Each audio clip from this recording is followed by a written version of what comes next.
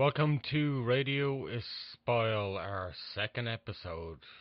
We've got a great guest lined up. Let's go. Radio Espial. We explore and discover together.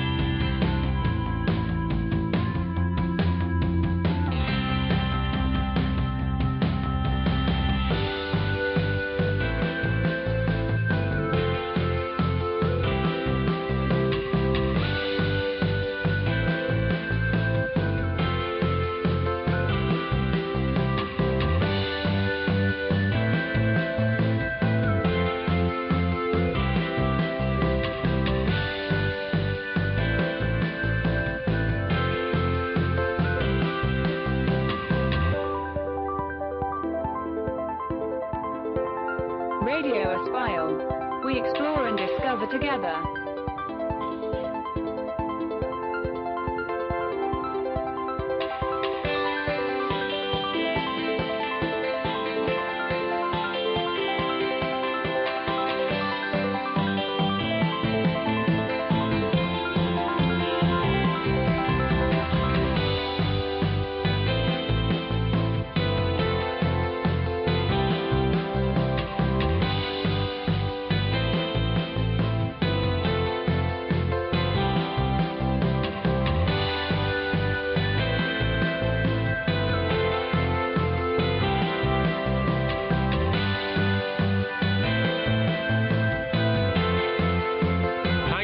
For joining us on Radio Espial today. Radio Espial is a global internet broadcast with audio and video. Our focus is on media and how it deals with news.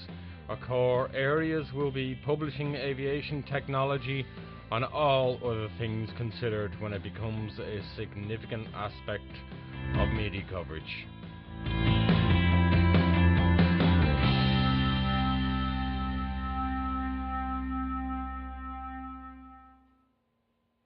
Okay, here we are, episode 2, and we have a great guest coming up today, James Nixon.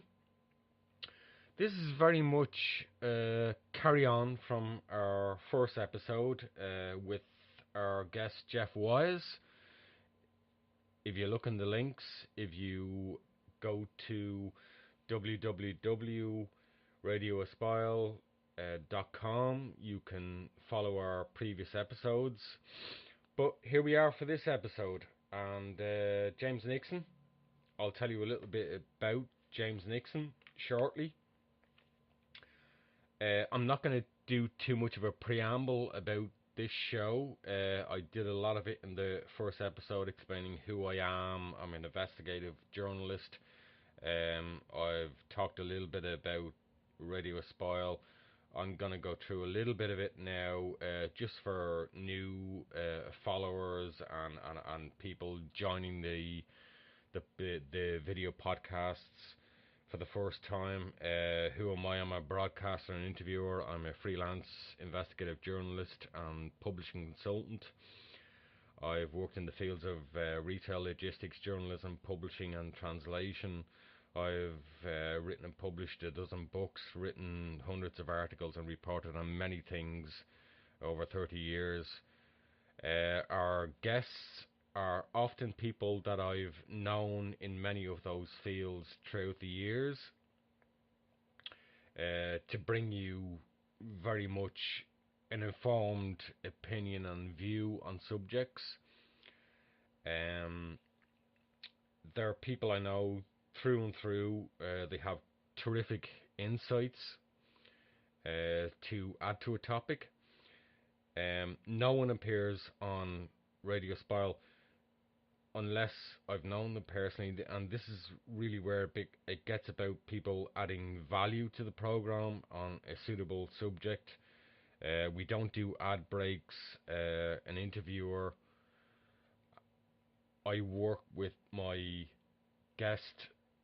We give them as much time as they need, and you'll find that, in podcasts that we do here for Radio Espial, every episode, it could be half an hour, it could be an hour, it could be 2 hours.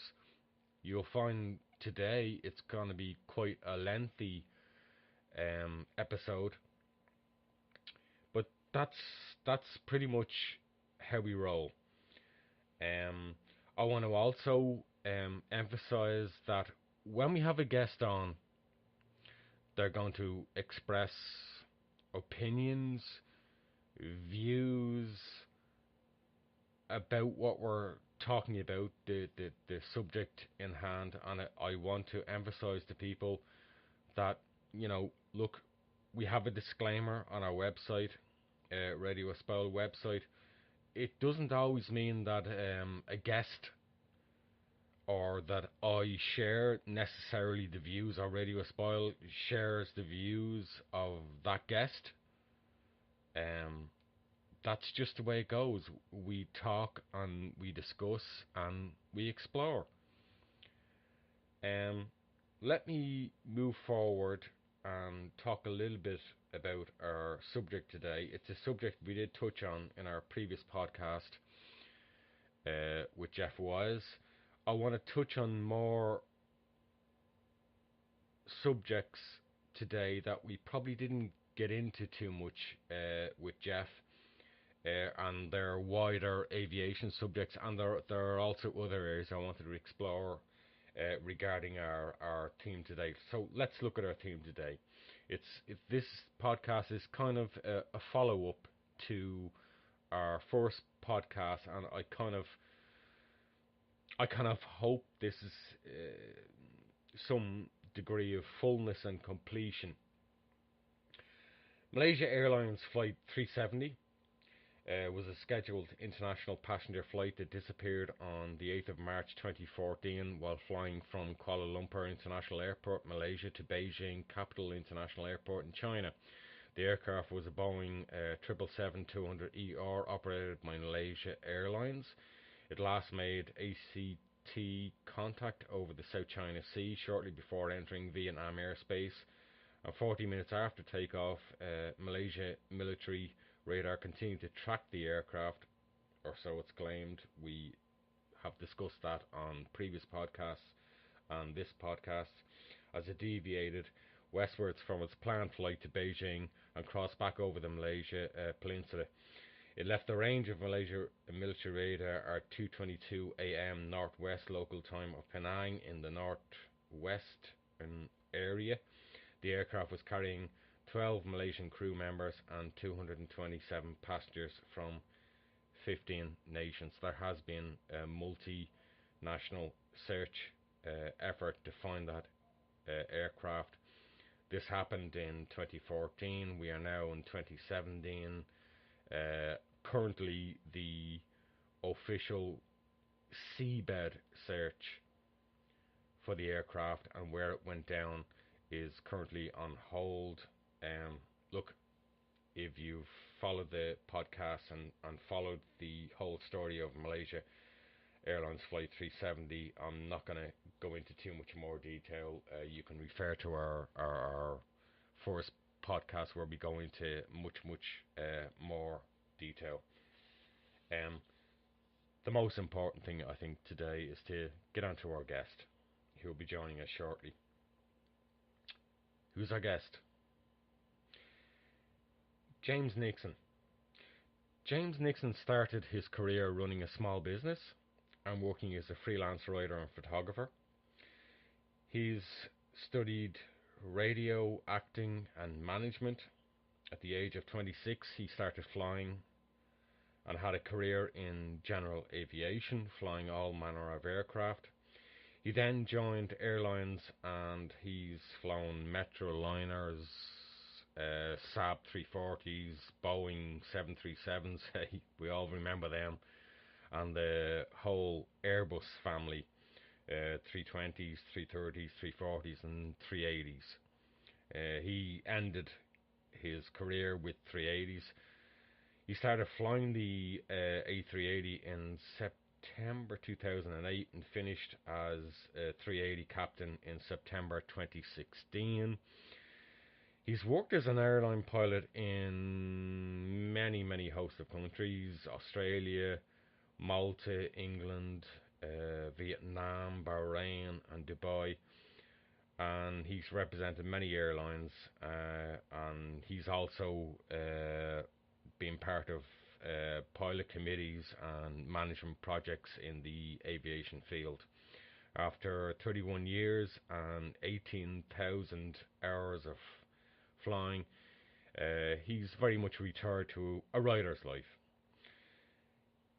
He has written some books. Many of my guests you will find that have appeared in the media field or have written books. James's first book was called On Tour Travels with an Airline Pilot, and that came out in 2009 and features 1,450 of his photographs. He's very much a keen photographer as well. It's a common thing I find with pilots. His second book was a memoir of an incident that happened while he was flying with his crew. In 2016 he released Sleeping with Pilots and Cabin Crew and Other Insomniacs, which became Kindle bestsellers. In fact, both of his books have become Kindle bestsellers. He's also published the more recently the crash of MH370. This was released early this year, and this also reached bestseller status on Kindle. He has just released this as a paperback. He was one of the very few first podcasters with a regular spot on iRadio Max in 2007, and this year he's also decided to enter the podcasting field with a show called the Nixon Tapes. So without further ado, let's talk to James, Mr. James Nixon.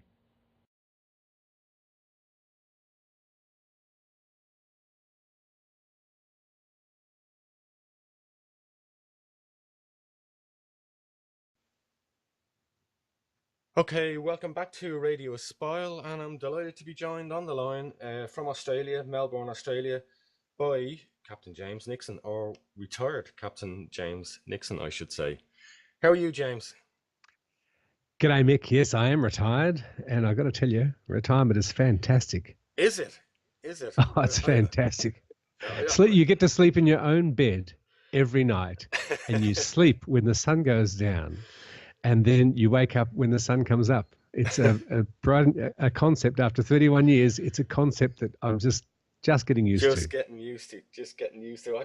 I often wonder, is it sort of, when people come up to that stage of retirement, is it the same for everybody in certain careers? Whether you're a doctor, an engineer, you're a retail manager, or whatever is it somehow different? I don't know. I suppose we can often romanticize a little bit about aviation, but it sounds like you're very much enjoying the idea of retirement. Yes, look, there's nothing more exciting than takeoff and landing. The A380, it's the Mount Everest of aviation. And a lot of my friends have been saying, listen, are you going to get yourself a light plane and go flying? I said, are you serious? Like, Yeah. do you see Edmund Hillary and Tenzing didn't go and climb a small hill in Western Victoria after they retired? They never went back up a mountain again. And that's the same with the A380. It was the most exciting airplane in the world to fly and had a fantastic time. But it's a long time when you're flying for 17 hours over the North Pole. And my last trip over the North Pole, I had 10 medical cases, 6 of who we had to call Medlink for. And it gets to be a very stressful job. I suppose that there's the natural question. You still sound in heart and mind a sort of a young dashing man. So there's an obvious question. There comes a time in every person's life where they think about retirement and when it comes up. Not that we're going to keep labouring this retirement thing now. But I suppose there's that natural question. I suppose I have to ask. Was it your decision? Did you just decide now the time has come? Yeah, it was I planned it for 2 years beforehand, and it just so happened two of my mates died from deep vein thrombosis. One was a guy who I'd done a lot of flying on the A380 with, and he died at work in New York, and another was a friend of mine who we started flying together, and he was 7 years younger than me, and he had a heart attack and died as well. And so I thought, well, like, we used to retire from this industry at 55, and now it's 65, and in Australia you can go forever. There's Qantas pilots who are in their 70s or approaching 70. As long as you don't fly overseas, so they fly domestically, and they have to have someone sitting beside them who is, I believe, less than 60. Excuse me. Sure. And so I thought, look, we used to retire early in this game, and I think maybe we should and let the FOs have a chance to be captains. And if everyone moved on as we used to, then maybe we'll keep our health, and maybe the young guys will get their commands rather than having to sit and wait for old blokes to die. So I planned it for 2 years, and my plan was to write 23 books. And after I retired, my sister got on at me to address the crash of MH370. So that's now 24 books. And where are we now? I think you're sort of on that list of aspiring to write 24 books. I think you're 4 books in now. The crash of MH370 was the 4th book, isn't it? Yes, it's number 4. The last one was Sleeping for Pilots and Cabin Crew and Other Insomniacs. And that was because I was sick of sitting next to people in the cockpit and also having cabin crew who just could not get a handle on sleeping. And in long-haul flying, if you don't get a handle on sleeping in this business, you cannot do it for a very long time. Right. So I put all my thoughts together, mainly stuff that I'd learned from the old flight engineers and the 727s, because those guys had tons of experience. They'd had 20 years in the hangar doing night shift before we started flying as flight engineers, before they started flying with us. And so they taught us all the tricks and tips to survive long-haul flights, sleeping, and also to how to sleep in hotel rooms during the daytime, which is a real part of the job. And so that ended up in a book that became a Kindle bestseller, and it's done very well for me. And this one came out of the blue. So the 23 books to go didn't include the crash of MH370. That was just something my sister came up with because I had no idea that people were so affected by members of the general public saying bad things about the pilots. Of course, as a pilot, we all sort of have the same idea and we talk about it amongst ourselves, but we didn't realise that the public was being bombarded with this absolute tripe, which was upsetting people who were sisters and relatives of pilots who thought, well, if my brother went missing, they'd be saying the same thing about him. Right, and it's that's probably the most poignant thing. You write at the start of this book, The Crash of MH370, is that you wrote it on the insistence of your sister, and you say who she realised that that you could easily have been in the place of Captain Shah. And you had a similar amount of experience, I think 18,000 flying hours, so it could have been you as much as anybody. I suppose just as much as when we reflect on the other major Malaysia Airlines accident, the downing of MH17 in the Ukraine. Again, well, we won't go into that too much, but again, there was a flight that was on a main flight corridor, and it could have been any of those aircraft that afternoon, on that going through that flight out, whether it was Emirates or well, there was a Singapore A380 and a Qantas A380 either side of it, and I'm not too sure on the actual who was in front or who was behind. We had one airplane that was going up to the Ukraine, and and luckily our CEO Tim Clark, he treated it as if it was one of our airplanes. Like he took a lead worldwide on IATA, and also demanding that ICAO do something about it. Mm-hmm. Could have happened to anyone. Yeah. Obviously, our main subject today is Malaysia Airlines flight MH370. I suppose probably let's move to that now. I know you listened to the last podcast with Jeff Wise. I'd like to pretty much start out with a similar question, because with these situations, we all reflect back, on that moment where and for me as an investigation journalist and being into aviation, we all reflect back on that moment when we heard about this, when we started to get more and more involved in the case. So, that inevitable question, how did you find out about this, and what were your initial thoughts? Because you did have some very early thoughts on it, but just on the initial day of March 8th, how did you find out about this? Did something strike you as different? Yes, well, I just done an all-nighter to.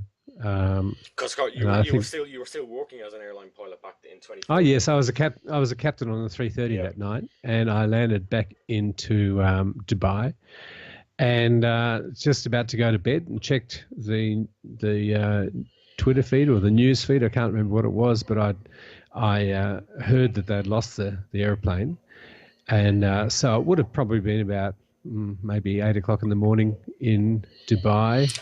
So it had just become news, and I was going to sleep, and so I just put a post on Facebook and Twitter saying, how can you lose a 777? And knowing that how aircraft are followed by ETOPS, if you've got an ETOPS aircraft, it requires flight following, something that when you're in the 4-engine airplanes like the A340 and the A380, you sort of feel a bit miffed, because the 2-engine guys are always being flight followed every second of the way. Mm-hmm. And so I thought, well, they know where they'll find this by the time I wake up. And so I just made a flippant remark, how do you lose a 777? And then went to bed. And when I woke up, all hell had broken loose. Yeah. And that's the thing, isn't it? That they still hadn't found it, and yet cruelly, here we are more than 3 years later, and they still haven't essentially found it, or the wreckage of the aircraft. I joined Emirates in 2006, and a friend of mine was working in crewing. He'd worked with me in Australia, and he's on night shift one night, and I wanted to learn about the airline, so I went to the engineering office on the eastern side of the airport, and the northern side of the airport, and then he showed me the VPNC and how they all work. And as soon as the plane turns on a transponder in In Australia, it's up on the big screen, and they know where every single airplane is all the time. That was 2006.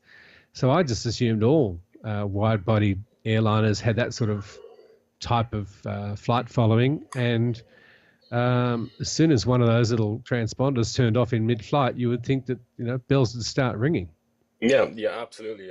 In our last podcast, again, in this podcast, I'm not going to go into as much deep detail as we did about satellites and communication, but we did broadly touch on this in the last episode regarding subscription and some of the reasons why and how a plane could have got lost and not. I suppose what you're touching upon really is that initial question of in Malaysia, when that red flag started and the transponder went out, why the hell? Well, thank you for saying that, Mick. Thanks for saying went out, because listen, I'm so sick and tired of listening to people like your previous guest who said it was turned off. Yeah, that's crap. This transponder stopped transponding. Okay, absolutely. We have no idea why that happened. So people are loose with the truth when they say it was turned off. You can't turn off a transponder when you're flying in the sky. And it just shows that none of these clowns who are getting the public voice have never flown wide-body jet airliners. And it just made us go crazy, having to sit there and listen to this crap on what we thought were good news services being every day being sprouted. The pilots turned off the communications. That's the first thing. And it just, from there on, it just gets worse. Just, I suppose, let's move a little bit into your theory. Of course, this whole investigation, this whole case of MH370 has been absolutely blighted by so many crazy conspiracy theories, and of course you've worked in the media, I've worked in the media, and the problem inevitably is the worst thing you can have in the media is an information vacuum, because either some pundit and talking head in the media will fill that vacuum with crap, or the natural instinct is people just start talking amongst themselves and all sorts of misnomers and misinformation begins. Sorry, go ahead. We've all done that, and as journos sitting around dinner parties and stuff, that's what you do. But listen, when I was in the media before I started flying, there were things called editors. And editors were, they just chucked out they spiked every second story that people put up, because they would demand that you go back to the source and check your facts and get them 3 times to check the facts, and nothing would go to air unless it was real. And since I've been flying for 31 years, editors have stopped editing, and stuff gets to air that just has absolutely no basis of fact. Absolutely.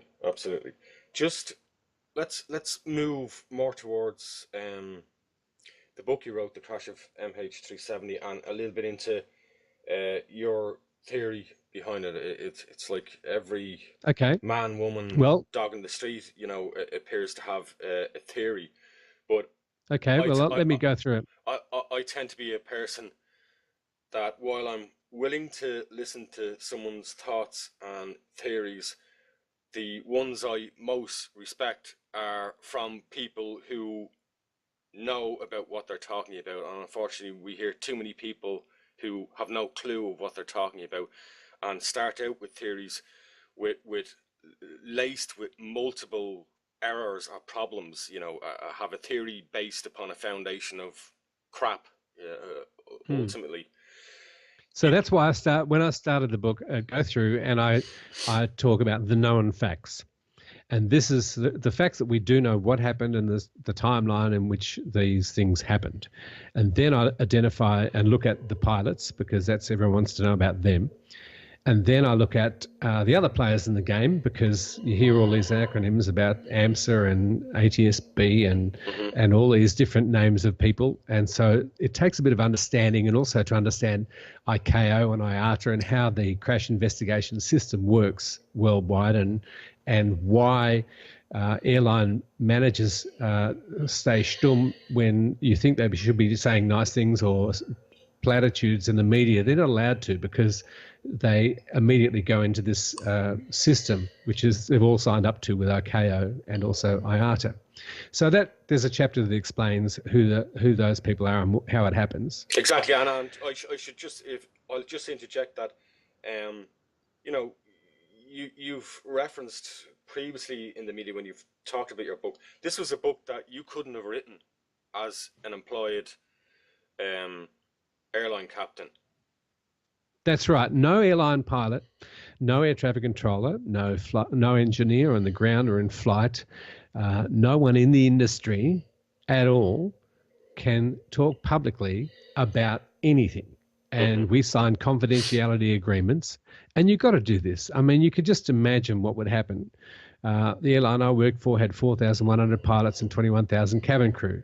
And they're small compared to American Airlines and United. So you could just imagine what would happen if you have a crash and people get on the radio and the TV, and what it does to the parents and families and friends of these poor victims. So it's a pretty good idea that everyone has to remain silent.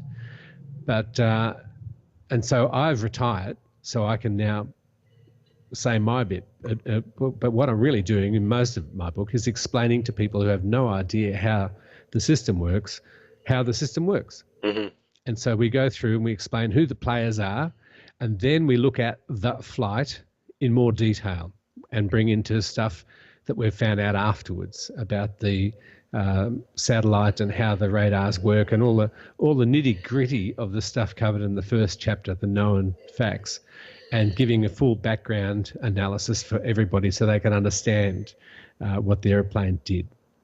And then we go through the scenarios, what could have happened. And first up, we address the nutters, and my God, there's a lot of nutters, and some of the best ones have got my email address, and I think they go out smoking dope or doing something till 4 o'clock in the morning, and then they decide, and then they send me emails at 4 o'clock in the morning after they get home. Do you really think that it was taken by UFO? I mean, really, crikey. My latest one is space junk. I'm going to tell everyone it was taken by space junk. Oh, space junk. And the other one I think was hit by a meteorite. Well, which is probably more plausible than Don Lemon's black hole. Well, look, Kazakhstan. I rest my case. Yeah. I don't know if there's a pilot who's that clever flying in the sky that can tell you when they cross over an FIR boundary. I mean, we're doing 6 miles a minute, and these boundaries are wishing past like the sound of deadlines in a press room. These, to say that the pilots actually know when they're crossing an FIR boundary, it happens so fast.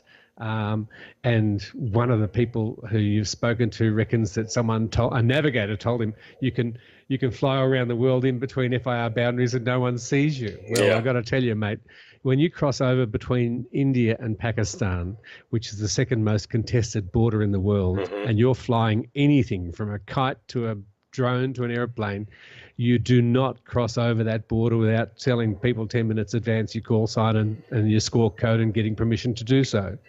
And they aren't straight lines, these countries that we fly over, they're all ragged, and the FIR boundaries are straight lines. So, and quite often they don't actually have anything to do with the area that the geographical border of the country. For example, there were the corner that MH370 turned onto before it vanished was actually in Singapore's airspace, this Singapore had gifted it to off Sumatra. Agari. Yeah, so there's a tiny little piece of Singaporean airspace. What's it doing there? You know, if you look at the Australian AMSA boundary, the FIR boundary for Australia, you go into it a few minutes after you've passed Sri Lanka and the Maldives when you're coming into Australia. You know, and so really, to say that airplanes fly along borders and they cross them without being without prior notice is quite amusing, because that's what air forces are for, Nick. You know, they're designed to stop planes flying over their borders without permission. And so, sure, some horrible stuff happened to MH370 flying around the Straits of Malacca, but there's no way in the world that plane would have crossed over between India and Pakistan. Moving into your theory, but perhaps let's just touch upon what we're talking about there, and let me get your thoughts there. Again, for this episode, I'm not going to go heavily back over the full ins and outs of what we discussed that in quite a lot of detail in the past program.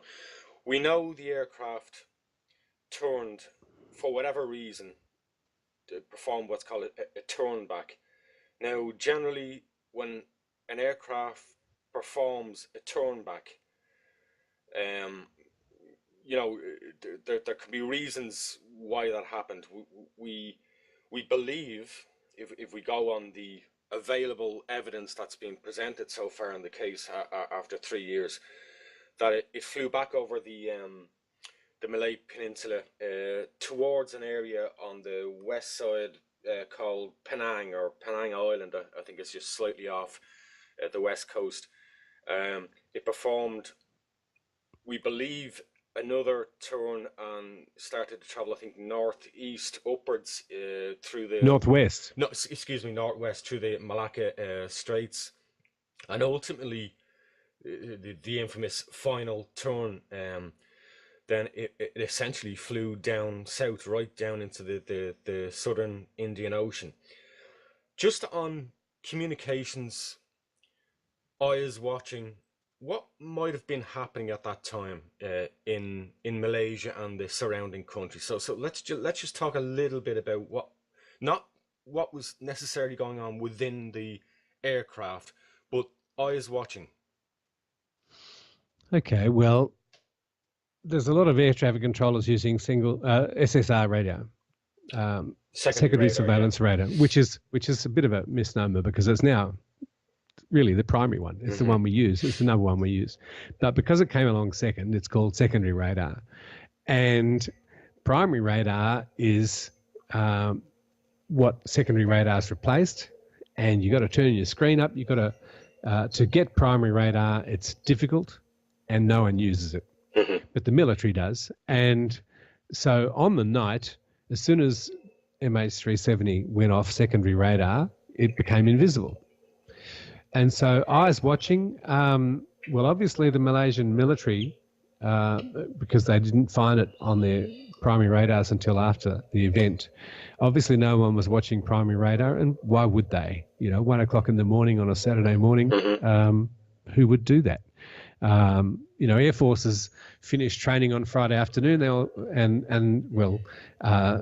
Malaysia's a Muslim country, so they probably had Friday off. But you know, in Western countries, all the flyboys are finished by 5 o'clock on Friday afternoon, and they don't come back till Monday. So unless they've got a reason for being and any uncertainty phase or a distress phase, or you know, someone's called them out, you can't expect these guys at 1 o'clock in the morning to be looking for things unless they're paranoid. And they are paranoid between India and Pakistan, and between North and South Korea and a few other countries in the world. But most of the world just sort of rocks on nice and quietly. But because right in the minds of all of our listeners right now, they're trying to work out what could have happened. So let me just knock over a few things. The theories, there are the nutter theories, and we look at those and dispel them. But the theories that it could have had is a bomb or explosive decompression. And we know this airplane's in the Indian Ocean. We know that because we've found 3 confirmed pieces of it and 26 pieces in 6 separate countries. And so from Tanzania all the way down to South Africa. And so we know the plane ended up in the Indian Ocean. that's a certainty. And so if it was a bomb over the Sea of Thailand on the border of the South China Sea, That's where we find then we'd find debris. And we'd find debris if it was an accidental shoot down or a bomb or a mid-air collision or a loss of control in flight. And that's where you'd expect the wreckage. And if it was a lithium battery fire similar to UPS-6, the 747 cargo flight out of Dubai, this plane would not have kept flying for very long. So you can rule out bomb explosive decompression. Explosive decompression is one of our party tricks. Mick, it's the sort of thing that we do every time in the sim, and pilots love doing it because you get to fly the airplane. So one of the things where you get to put your mask on and you can do this raging rapid descent, and you get really good at it in your training. And in 31 years, every year you do it at least once or twice, and you usually do 2 times. One pilot, like the captain, might do explosive decompression with damage, in which case your first thing is to limit the speed to what it is now and then go down with damage. And then you go back up and do it again. The first officer will do it and he'll do it with no damage, in which case you want to stick the nose forward and speed up the airplane. So explosive decompression is one of our party tricks, and it doesn't take out airplanes. It did take out a 737, a Cypress Air 737, but it doesn't take out new airplanes, and it sure as hell doesn't take out 777s, because when the decompression happens, the 777's got a magical device that it closes the outflow valves when the cabin altitude climbs. So it's not going to do a Cypress Air. You've reminded me of something in your book as well that I want to touch on, and it's one of those things that it's a very small detail, and this moves a little bit closer now to your theory. It's a very small detail, but too many theorists that have put forward theories of what they think happened, miss this very subtle part of a checklist that pilots will run through in the event of smoke in the cockpit or an odor in the cockpit where they become suspicious of something. And it's that I want you to talk a little bit about this procedure, because you do in the book. All right. Well, can we just get to it in order so that we don't confuse people? Sure. Okay. So we've talked about bomb, explosive decompression, accidental shoot down, which is a possibility when you're going into a country that are not expecting you, but the Vietnamese were expecting them, and that's not an issue. Mid-air collision, well, we know that didn't happen because there was no one else to hit in the debris. Hijack and hypoxia, well, in all cases with hijacking, there's always a backstory, and always someone somewhere says something. Yeah. There's a claim. And so we can write that out. Hypoxia, it's a very inefficient way to kill people. And I can go into that in my book. Loss of control in flight. Now, this thing is a problem in the airlines today with overspeeds, airliners, and people's mishandling of overspeeds. But that didn't happen in this situation because the wreckage was not where the plane went missing. Suicide, we go into that in the book. I don't believe it was suicide, because in each suicide case in the world to date, there's been a backstory, and there's been no backstory in any person on the crew, and now they've probably checked all the passengers as well.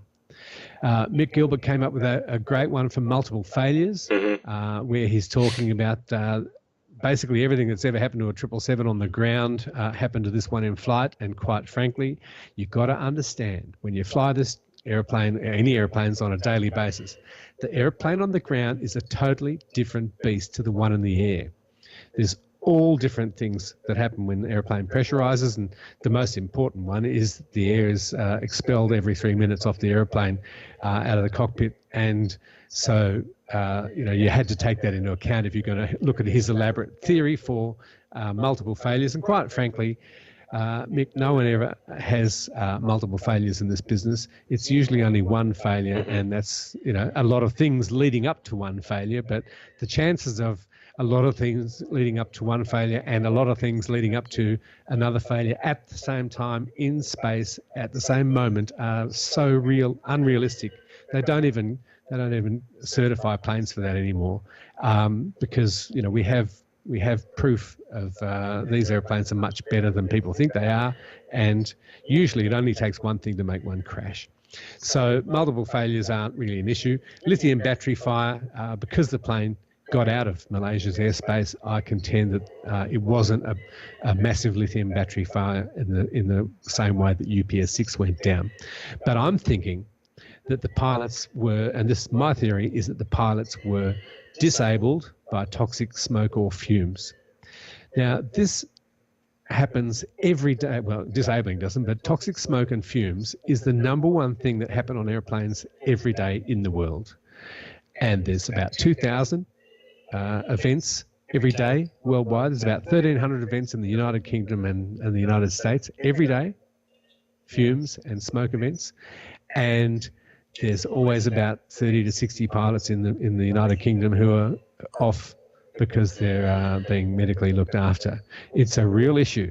It's a real issue in this industry, and my book explains why it's even more insidious than that, because the Manchester crash in 1985, with the fire at Manchester Airport, and also in 1980 the Lockheed TriStar at Saudi Arabia's Riyadh Airport. As a result of these crashes, we now have fire blocking. So all the cabin items are now fire blocked. The carpets, the curtains, the seats, pretty much everything's fire blocked. So we've now got a whole generation or two of people who work in airlines who have never experienced the horror and shock and terror that used to occur with smoke, fire and fumes. So that it's a it's a regular event, but rarely does the cabin catch fire.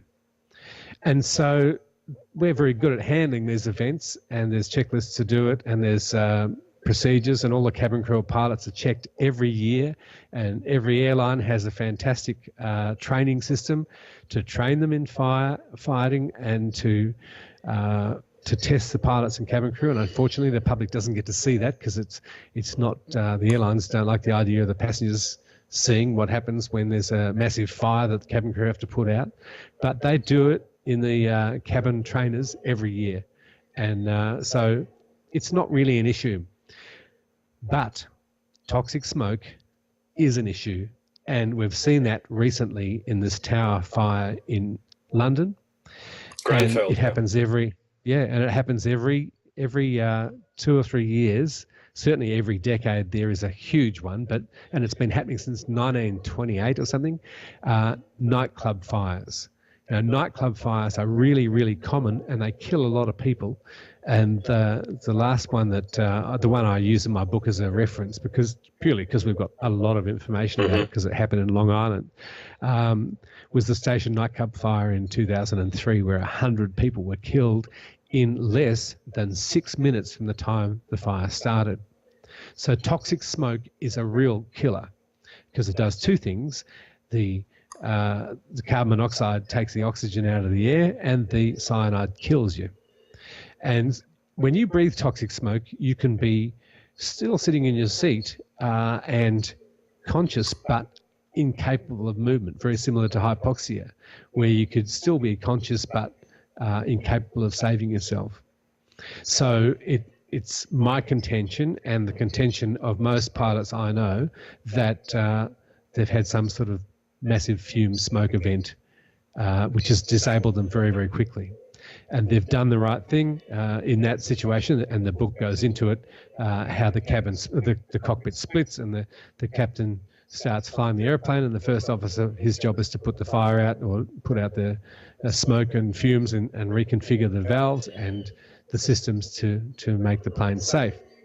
So I'm contending that Captain Shah started turning back to Penang, and the first officer was doing his bit, but the smoke has overwhelmed them before they've started the descent.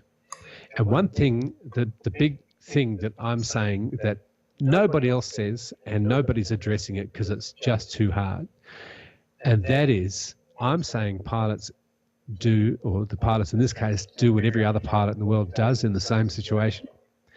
But the investigators don't even examine it because it's too hard to deal with. And that is, I think the autopilot was disconnected. It's what pilots do when they want to do a very quick U-turn, because when you do it on the autopilot, it takes too long, and pilots in an emergency situation like this always want to feel in control of the airplane. And of course, we have not enough evidence, but we do have evidence from UPS-6, and that's exactly what that captain did, and that's what we see in the simulator all the time. Is in a situation like this, you disconnect the autopilot, turn the airplane, and then start a descent. And I think they've been disabled before they even got to do the descent. And that's a significant part of your theory.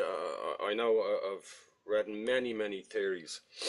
And what struck me as significant about that point you bring up about the autopilot is most of the theories presented, and when I say most of the theories presented, let's qualify that by saying most of the reasonably sensible theories presented.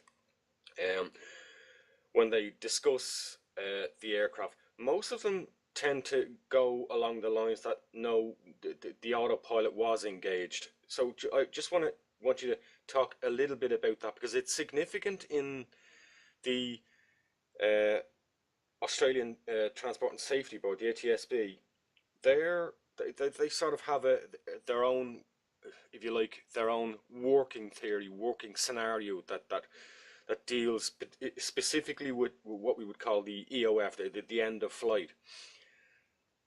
My understanding is that their theory is based upon, until that time, just before the aircraft impacted the sea in the southern Indian Ocean, the autopilot, their theory based on, is that it was still engaged.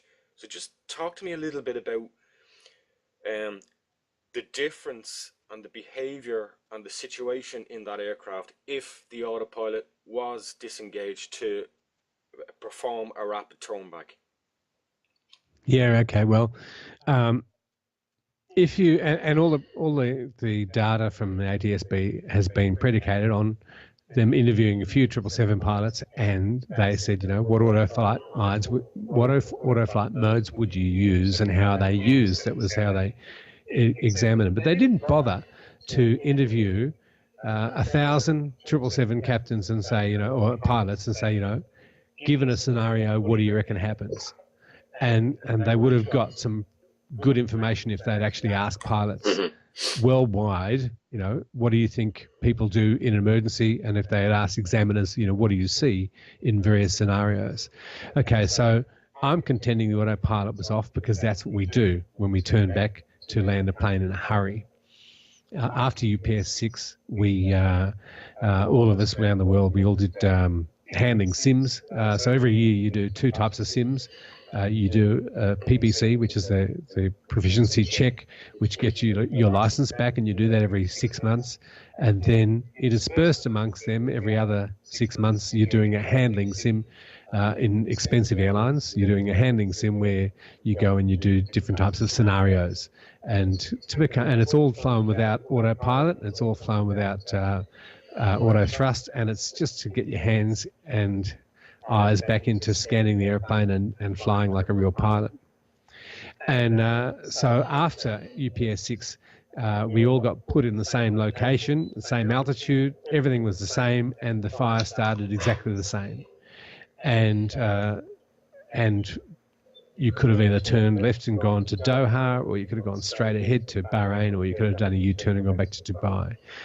And everybody I know disconnected the autopilot and did a dirty dive and went straight in either to Doha or Bahrain and flew like a fighter pilot. Because when you're in a situation like this, you've got to get with the program very quickly, and you've got to realise that you've got to be the fastest guy in the world to about 20 miles, and then you can slow up, because you want to be actually sitting on the ground parked watching the fireys put it out, because you want to be on the ground, you don't want to be flying.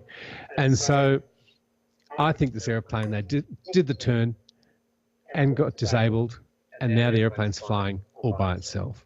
And it's pilots of small planes and pilots of smaller planes find it hard to believe that these large airliners, if you take an autopilot off, absolutely nothing happens.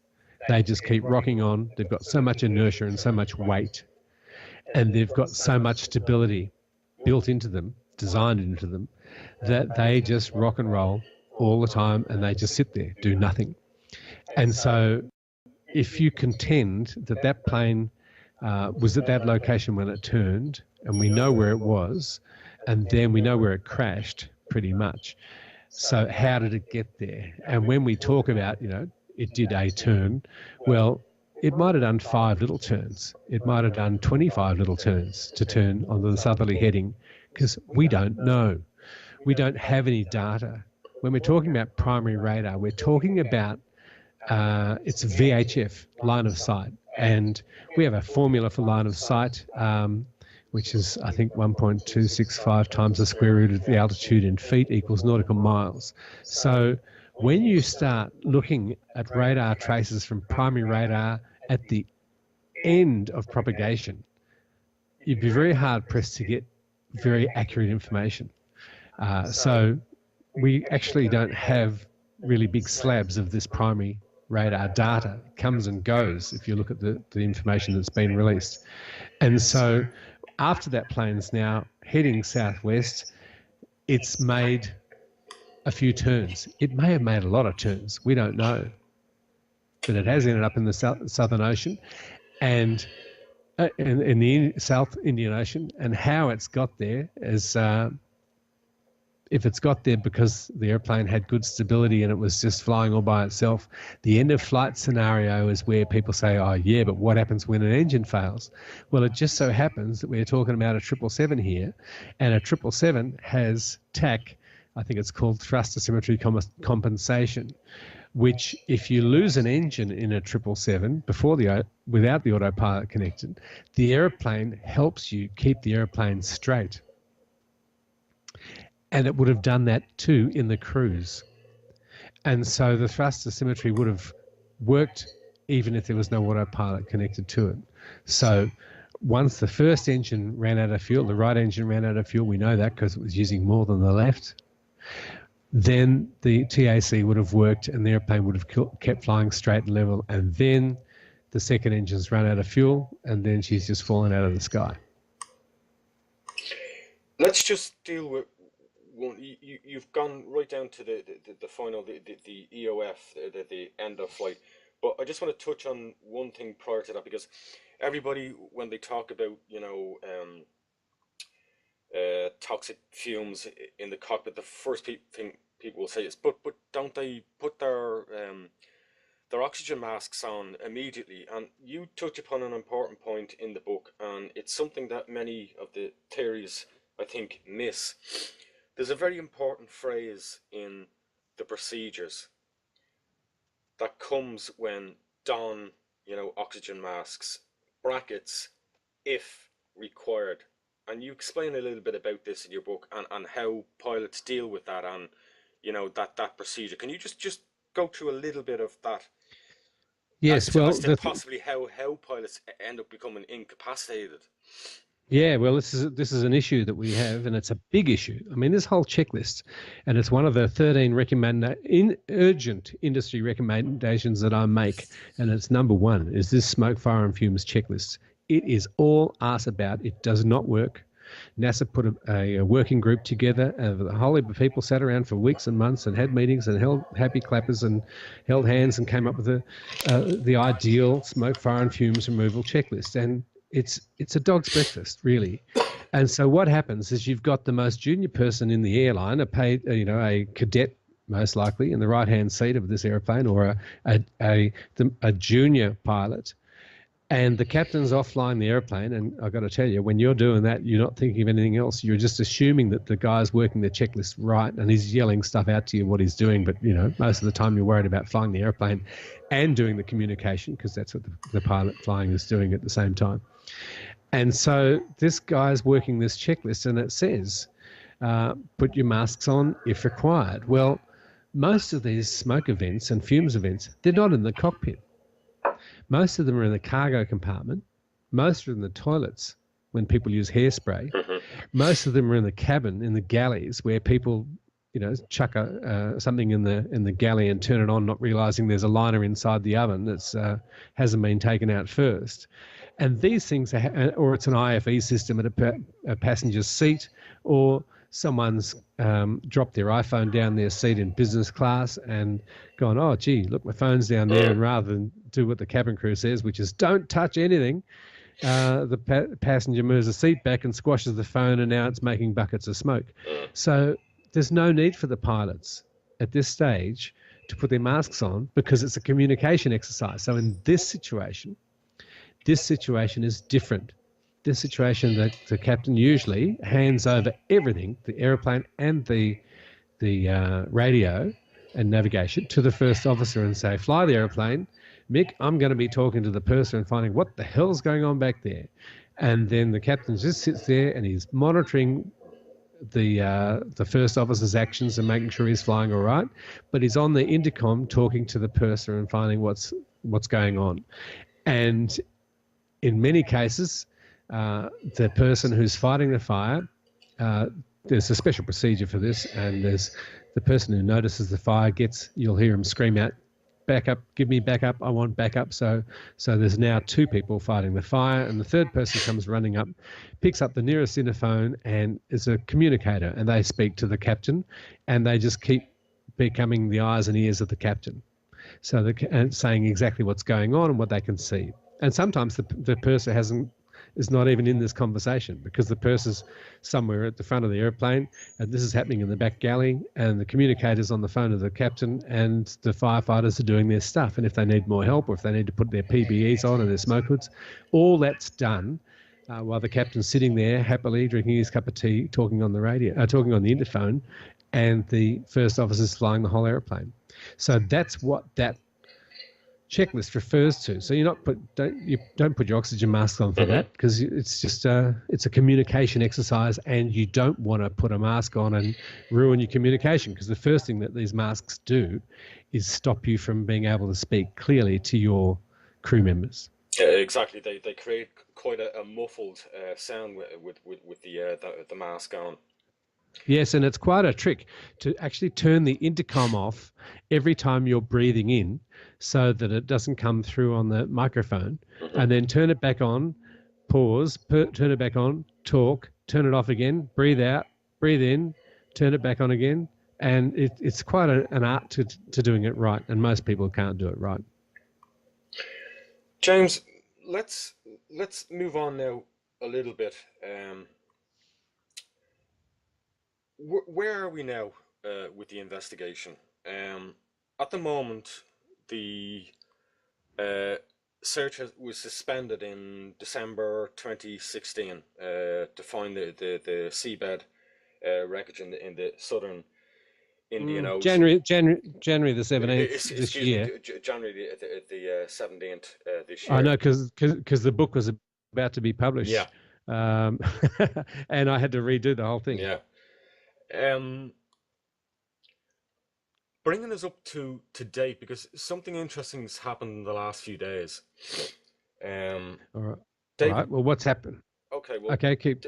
David Griffin, who's part of CSIRO, yep. who've worked upon all the drift analysis. And when I say drift analysis, obviously we're referring to the 26 or whatever it is now pieces of debris that has turned up and been examined. Now, David Griffin now believes that they can give a far more precise location of the impact point of the aircraft. I think initially we started out, literally back 3 years ago, we were between the 32nd and 39th parallel in that massive 120,000 square kilometer search box. I think it was then reduced down to the 36th to the 39th parallel. David Griffin of Cicero now believes that the aircraft is on somewhere very close to the 35th parallel. and I suppose that brings about the question, well, how the hell can he be so sure now, after all this time, now suddenly you tell us this is where it actually is. Well, you've got to understand what's happening here, Mick, because we're developing 3 types of science that have never been thought of before. Absolutely. And this is quite spectacular. In fact, each branch of this investigation deserves a movie to be made about it, because it really is quite spectacular. And so what a good scientist does is they never give up, and they just keep refining and refining. And what the guys at CSIRO have been lucky enough to get was a 777 flapper ROM, a real one, and then they cut and shaped it so it was exactly the same as the one that came from MH370. And then they chucked it in the sea, and they wanted to see how it floated and how it rolled over and all the things that they said it might have done. And what came out of that was him realizing that their location is correct. And they learned a little bit more about the way the flaperon performed, but with the refining of the satellite data even more so, and this refining of this wave data, the drift data, then we could pretty much say, they can pretty much say, it's on the 35 degrees south at the 7th arc, which is about 120 kilometres north of where they stopped searching. And they're saying that's surely enough for you to come out and have another look again. That's what we're up to. And so we're waiting for someone who's got enough interest or money or both to make this happen. And in my recommendations at the end of my book, I come up with a way so this will never happen again. And just on that, the reason why the 35th degree parallel is so important is because early on, particularly after the July 2015, if I recall, when the flaperon was found, and eventually then other debris started to be found, there was a lot of discussion as to, well, but the Australian coast is quite close. Why the hell are they not finding debris on the Australian coast? And what Griffin and his team at the CSIRO have finally figured out, because they too were asking themselves the question, that's a fair question. Why is debris not washing ashore on the western coast of Australia? And really, only with certainty in recent weeks have they been able to say, okay, we figured this out, because we've specifically looked at currents, and the very currents at 35 degrees at that time would oddly have not have taken debris, and debris would in fact have went northeast.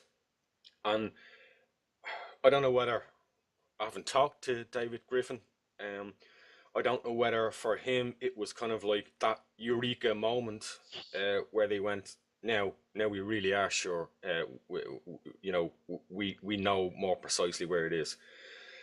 Well, he's a great talent. He's I heard his fantastic interview in January on the Canadian science show in Radio Canada, and I'm sure you can get him on because he's good talent. However, he may have been told to shut up because really, I can't believe how he can be public and get away with it. But he's saying, we're ready to go back out.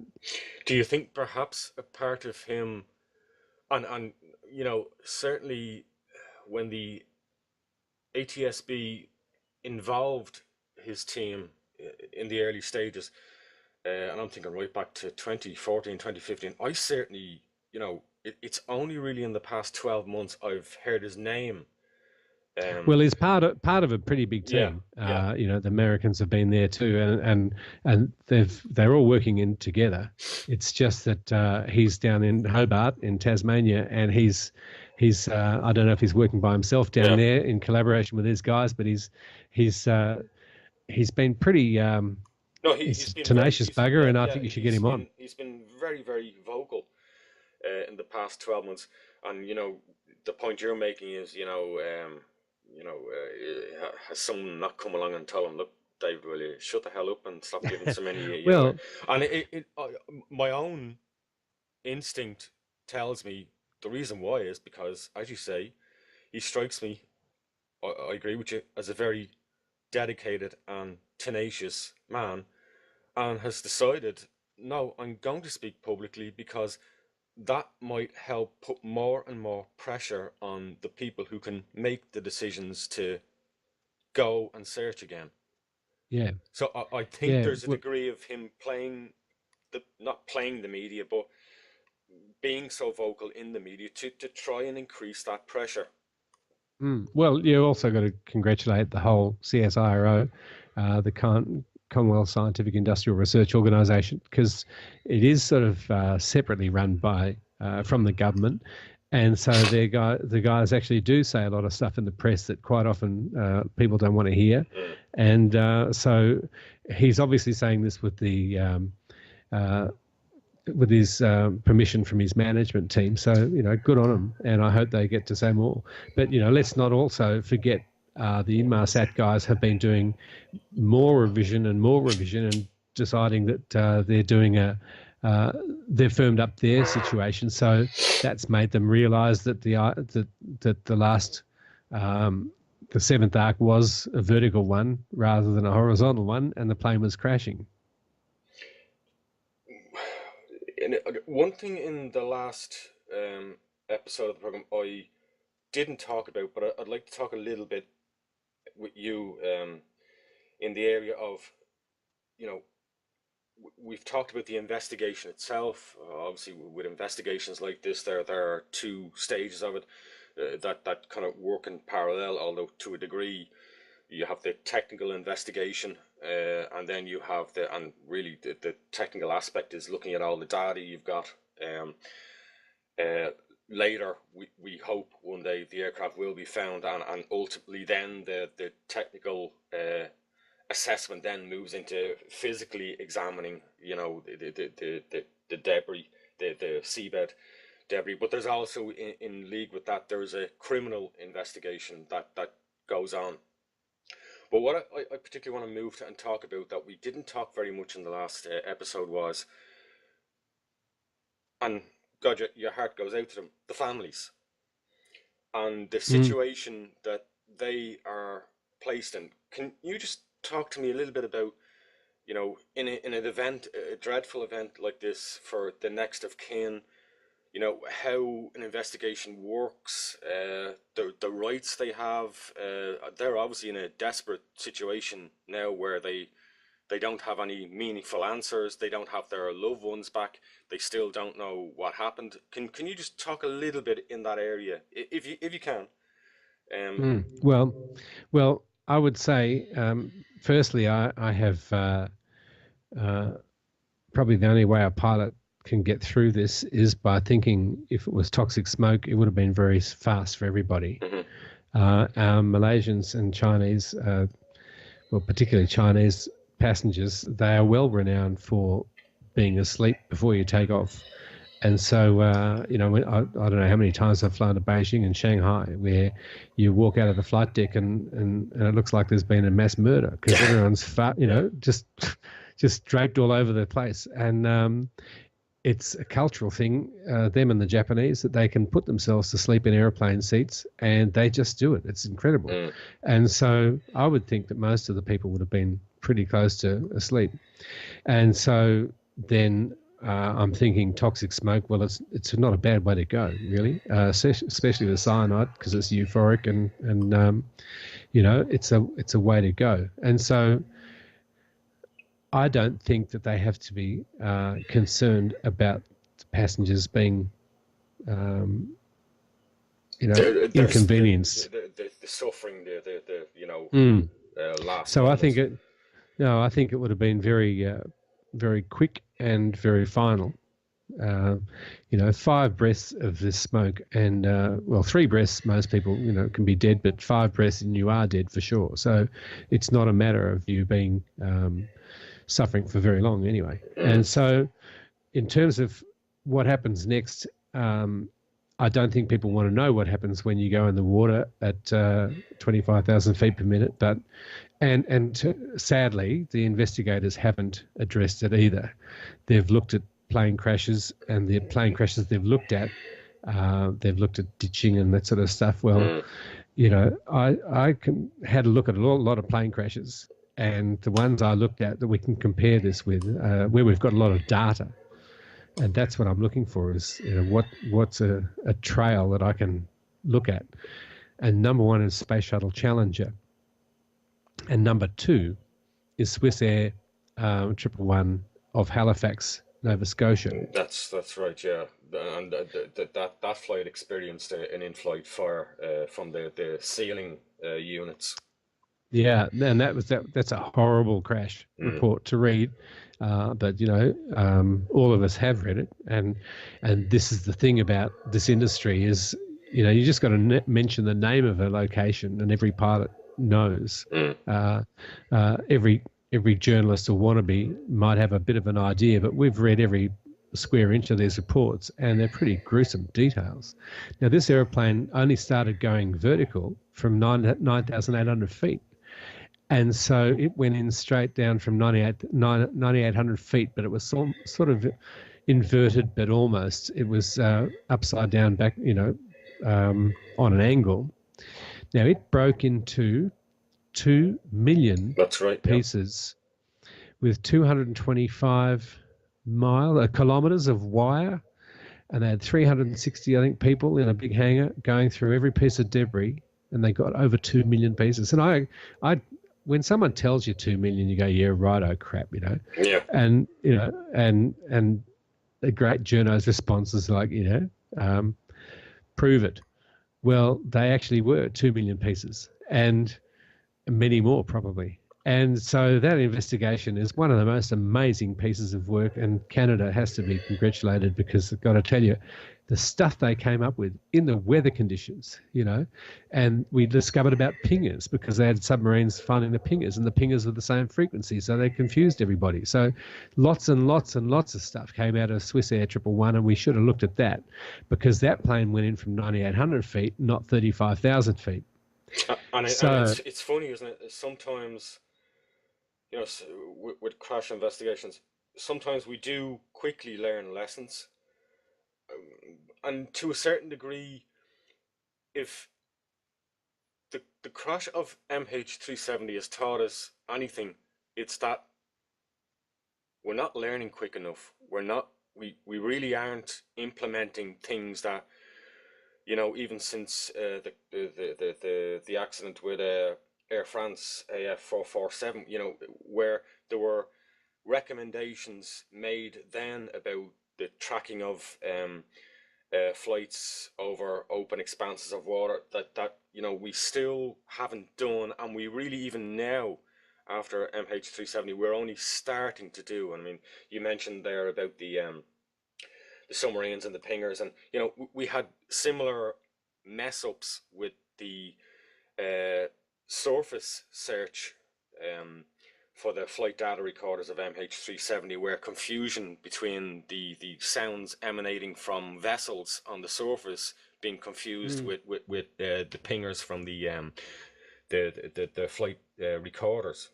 And I deal with that in my recommendations. And, you know, to their credit, pinger life has now been increased to 90 days, and that's as a result of this crash and in conjunction with the 447. And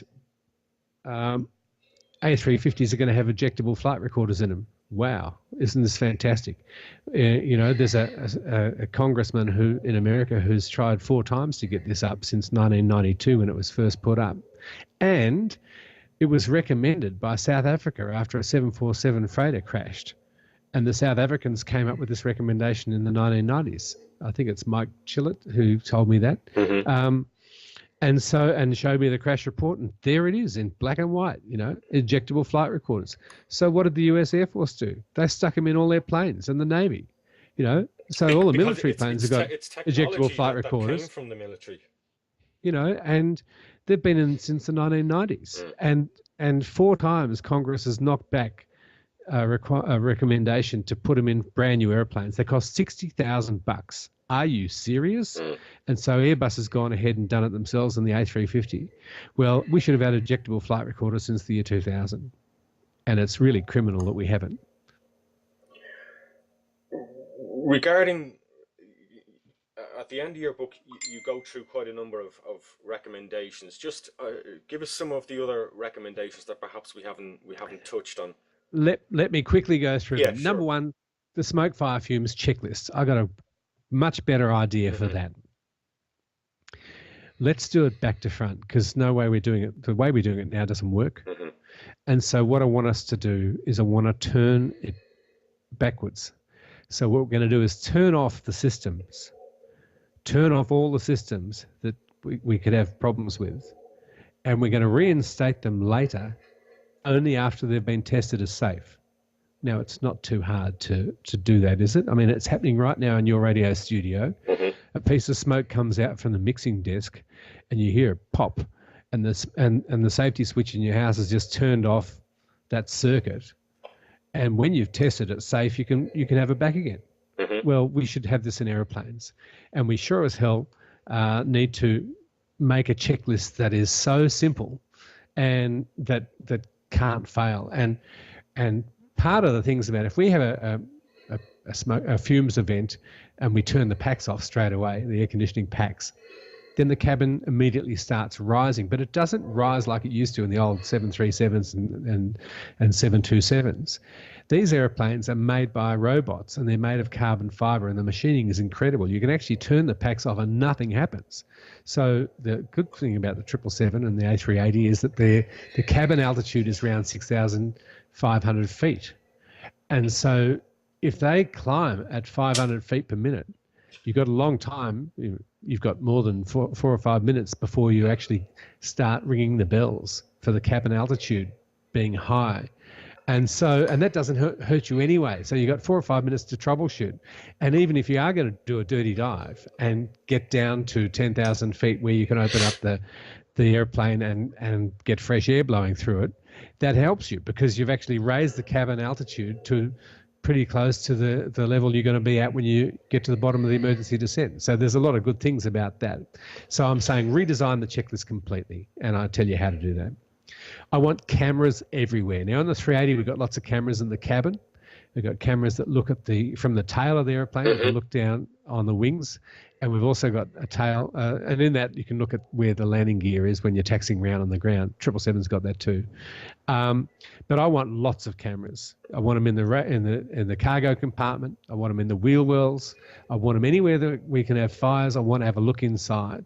Why not? And while we're putting cameras, I would like a camera looking down on the representative surface of the wing, which is a part of the wing that we have to look at when we're doing de-icing before we take off, to see if any ice has reformed on a representative surface, which is the first place they start the de-icing. And so let's have high definition cameras and lights shining on that if you want to have a look at that. I want test equipment. Should we have, because this is also a point which pilots debate an awful lot privately, should we have cameras in the cockpit? Yeah, why not? If the person wants to see if the pilots are alive, I mean, we can see her and we can see anyone coming in the flight deck door. So surely the person should be able to look in and see if both pilots are awake, because we have a problem with pilots falling asleep. That's another subject for another podcast, and a fantastic book about that. Test equipment. Now, listen, in 50 years' time, you're a lawyer. And I say to you, hey, Mick, can you believe that in 50 years ago, we used to pump air into an airplane and we had no idea of the quality of that air? And we didn't even know if it was smoke or if there was bits of abrasive. You get this ablative material from the N1 blades when they hit the special fabric that the engines spin around, and sometimes that gets in as well. So you want to actually sample the air in each side of the aircraft, and as much as putting a piece of glass tube going past the pilots so that they can shine light in and see if there's smoke in there, but really you could fill it up with smoke detectors and chemical detectors and anything you wanted. So I want test equipment to see what we're doing to these passengers. I want auto fire suppression. Now, we have auto fire suppression for APUs, so the APU will just shut down on the ground at the airport. I want to have that in the cargo compartments. And there's a secret I'm going to tell you. And I don't want your listeners to tell everyone because everyone gets a little bit scared when they hear this. Did you know that if you're flying with me and we've got a fire in the forward cargo compartment and we press the fire, we press a few things. Firstly, we seal it up, and then we press a fire extinguisher. That floods that compartment with halon, which stops any oxygen being involved, and the fire's going to go out. And then a second bottle dribbles halon in over the next 3 hours or 5 hours if it's a 787, can you believe, to make sure that it's topped up and there's never any oxygen in the cargo compartment, so the fire can't possibly start up again. Reignite. But what you've done when you press those buttons and you force the cargo fire extinguisher into that cargo compartment is that you now are not protecting the rear one. So we've got all these airplanes that are flying around with the forward compartment sealed, but the rear one's now unprotected. And we don't wait 3 hours, trust me. You wait a few seconds and then you say, I'm on the ground.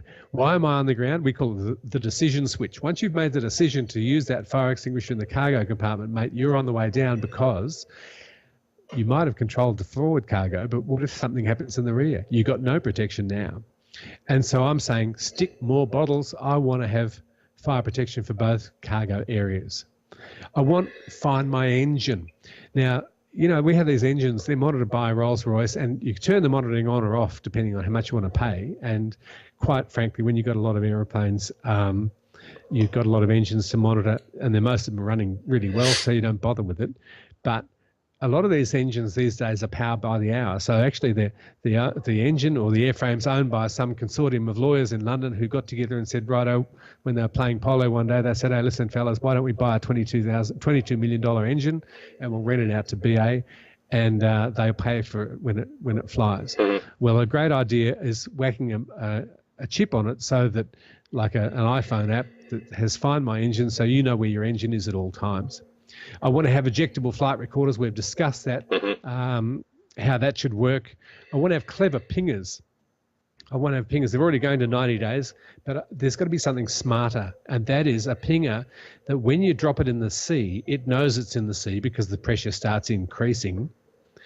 And when it realizes where it is, because we're now going to know where planes are, that it decides to hibernate for the time it takes people to get there. Because it says, okay, we're in the water. Now we're looking for recovery. We know where the plane went in because of this other technology that we've now developed. And the pinger is about where the black boxes are. So let's wait till everyone comes around. And so in that time, it's going to hibernate for a period of time. And then when it starts pinging, it's going to use its energy to ping at a really, really loud rate because it knows it's a long way down. And that's a problem with pingers is that they don't have enough volume. And so you can conserve your energy. And when you do it really loud. But, Australia, because we're the cleanest third world country on the planet, have just invested in diesel-powered submarines that are going to come in about 25 years' time. Now, in 25 years' time, we are going to be flooded with drones, and we're going to have drones instead of submarines, because why would you want to go underwater when you can, you can't be on Facebook if you're on a Submariner. So you could actually send your drone down there to do all the work that submarines do. And you could put 5 or 6 drones around where the plane's gone down, and they can audio map the entire seabed for that whole time. And so when the pinging starts, they can eliminate all the audio of the sea and just have the sound of the pinging so that they can make quick position lines. And while we're talking about it, each pinger can have its own tail number so that you don't get in the same situation that Swissair 111 had of having pingers of the same frequency. So you could have 2 types of pingers or, each digital flight recorder and the voice recorder would have different serial numbers and they should be transmitted. I want to have Find My Aircraft, and this is looking at all the technology that you can have now to use ADS-C to find where every airplane in the world is in every 9 minutes. And this happens now over the Pacific Ocean between Australia, New Zealand and the United States. They're using ADS-C, and it's completely oblivious to the pilots, and the controller gets your location it's got to be by law soon, less than 15 minutes, so it's going to be 14 minutes, but I think they're doing it at about 10 or 9 minutes at the moment. But if there's something funny going with the airplane, a set number of parameters, it pings on ADSC and tells the controller, hey, watch this. And if the controller presses a button, he can get real-time response. So he can just sit there tapping his finger on the button and pinging pretty much all the time. So that ADSC is happening. But what happens when the power goes off? And this is what's happened with MH370. None of these new fantastic tracking satellite systems help you, because if you lose your transponder, if you lose ADS-B and C, that's it, yeah. See you later. Well, there's a guy in Melbourne called Lorne Cole who's decided that he wants something like this for his corporate jets that he's got in air ambulances, and he's come up with a fantastic product which is hardwired into the hot battery bus, and it's live downloading a flight data recording, and it's uploaded to a satellite, downloads into Switzerland, and you can actually have real-time digital flight data. Every parameter that's changed is recorded and downloaded real time, and you can use it for telephony and satellite TV and all sorts of drama as well. So this is S-Track in Australia. It's quite the most spectacular thing, because when all else fails, this system still keeps working. If the plane's still flying, this is going to be telling you. So I tell you all about that in the book. Oxygen masks. Look, the oxygen mask is a cumbersome thing, and people tend not to put them on. And so let's sit down and redesign the fantastic Eros masks that came out in the 1990s, which changed us. Like, we used to have these little goggles in the 727, and this oxygen mask, we used to put the goggles on, like safety goggles, and you plug these two pieces of plastic tubing from the goggles into the oxygen mask, and you purge the mask, and that supposedly gets the smoke out of your eyes. Well, when the Eros mask came in 1993 or whatever it was, it changed our life, and it's fantastic. But it's now over 20 years old, so it's time to upgrade oxygen masks and make them so pilots want to wear them for troubleshooting. They want to wear them, put the mask on immediately, and so then we can decide to take it off, rather than putting the mask on if we think we need to put it on. Mm-hmm. If we've got lithium battery problems, and I don't think this airplane had a lithium battery cargo problem for a number of reasons I go in the book, even though there were 220 kilos of batteries or whatever carried on this airplane, and they didn't even tell the captain about it. I don't think these batteries caught fire, because the systems now, after UPS 6, are fantastic. The cargo control by the Malaysia Airlines and all the ICAO members is very, very good, packaging, etc. So I'm not concerned that this is a lithium cargo battery problem. But if it is, well, then we're going to change the rules and say, that's it, we're not carrying any of this stuff anymore. Because, despite the best plans, and as your close personal friend said last week, we're not going to talk about politics. Well, I've got to tell you, taking lithium batteries out of passengers in the cabin, putting them in the laptop, cargo, and putting in the cargo compartment. It's crazy. If you really think that this has any bearing on flight safety, mate, we've got a bigger problem. If you're saying that I can get a bomb through a security at Melbourne or Dubai or JFK Airport, well, then we got a bigger issue than whereabouts on that plane that battery is parked. So that's about lithium batteries, and we should make some dramatic change if it turns out that this is the case. And just as an aside, before I get to the big item, which is the reason that this book's been written, carry on baggage. Now, we've seen 3 crashes or 3 events worldwide where passengers have got off aeroplanes and taken their baggage in an emergency. And taken their bags off. We've seen them in Dubai on the 777. We saw them in Las Vegas in America, and so when we see these passengers walking off with a roller bag behind them, bonkers. We have to say, stop trying to blame the passengers, because the system doesn't work anymore. We know they're going to take the bags off.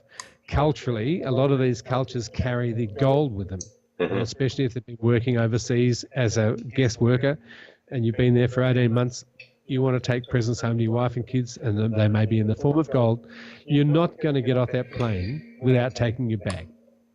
So we got to talk about changing the way we do cabin baggage, and maybe that means really small baggage compartments. Maybe it means really small allocations where we can make bags a special cabin bag that passengers are allowed to use, because we want them to have their medication. We want them to have their iPhones. We want them to have their lithium batteries that are going to catch fire. I want them in the cabin because the cabin crew are trained to deal with them. So we need a lot of stuff. We need their documents and their money, and there's things that people are going to need in their bags in the cabin. But if they are, we know they're going to take them off. If you lock the cabin bag, they're just going to burn to death in the aisle trying to open those doors because they'll think there's something with the doors. I'm blocking the aisle, trying to open the thing. It's a point and a discussion I had with somebody, and he was a pilot, and that was the first thing he said to me. He said, "Mick, it all sounds great in theory, but you're gonna have 20 or 30 people blocking an aisle, bashing, hammering the door to try and get it open. So it doesn't resolve the problem."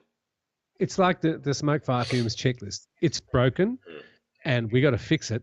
But let's not try and do the same thing. Let's recognise passengers will take this stuff off, mate. I got to tell you, I'm sitting here quietly telling you, I'm not leaving my plane, as I'm a passenger, without my wallet, my passport, my phone. There's just no way I'm going to get off the plane without that stuff. And like, I'm smart. I put it on my person before the plane comes into land. Yep. Most people don't.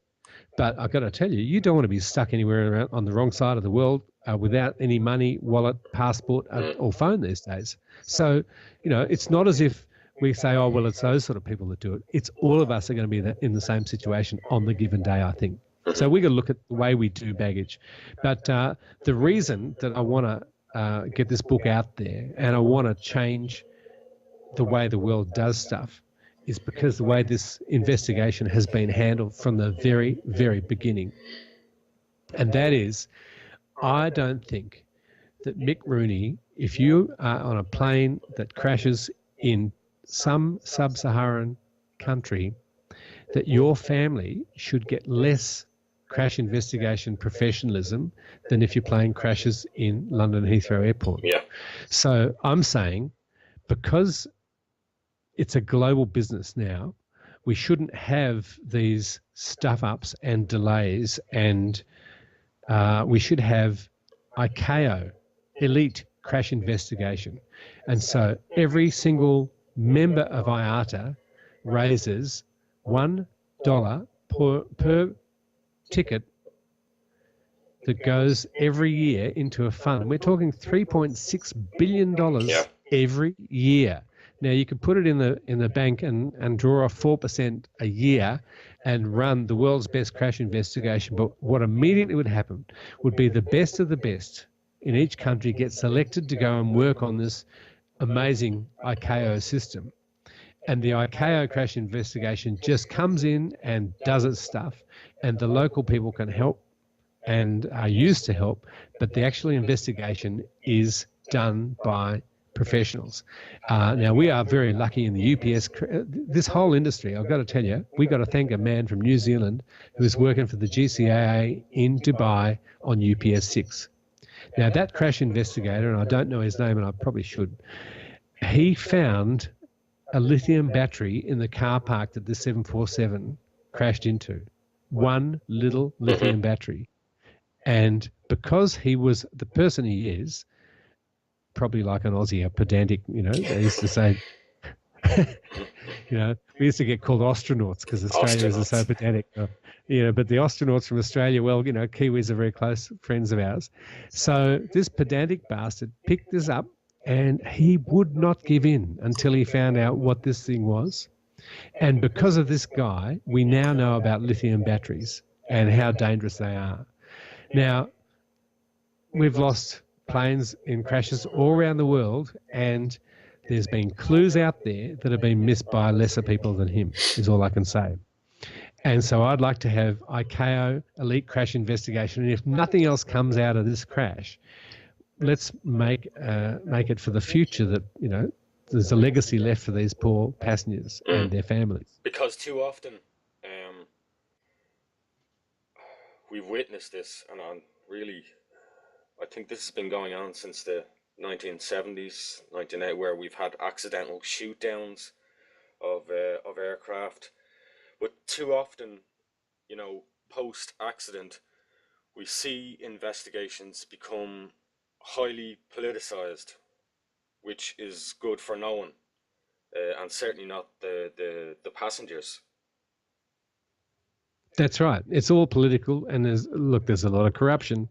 I mean, anyone who's flown in some airports in Africa, and you get in there and you see the UN and how that operates, and you just go, wow, there's a large amount of money in this industry, and it's, I guarantee, not every dollar is getting to the people that you think it's getting to. Yeah, absolutely. And if there's vested interests, well, the best way to get rid of conspiracy theories is with education.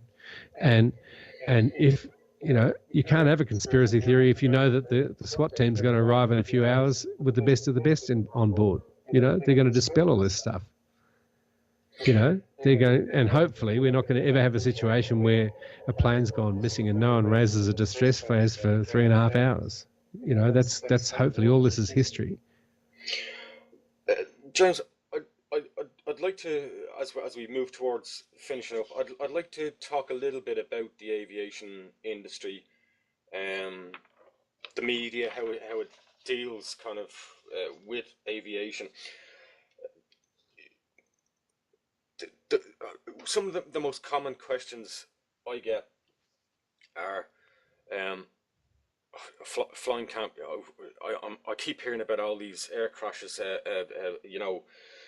Aviation can't be as safe as it used to be, and that's complete nonsense. If anything, aviation and aircraft are probably safer now than at any time ever.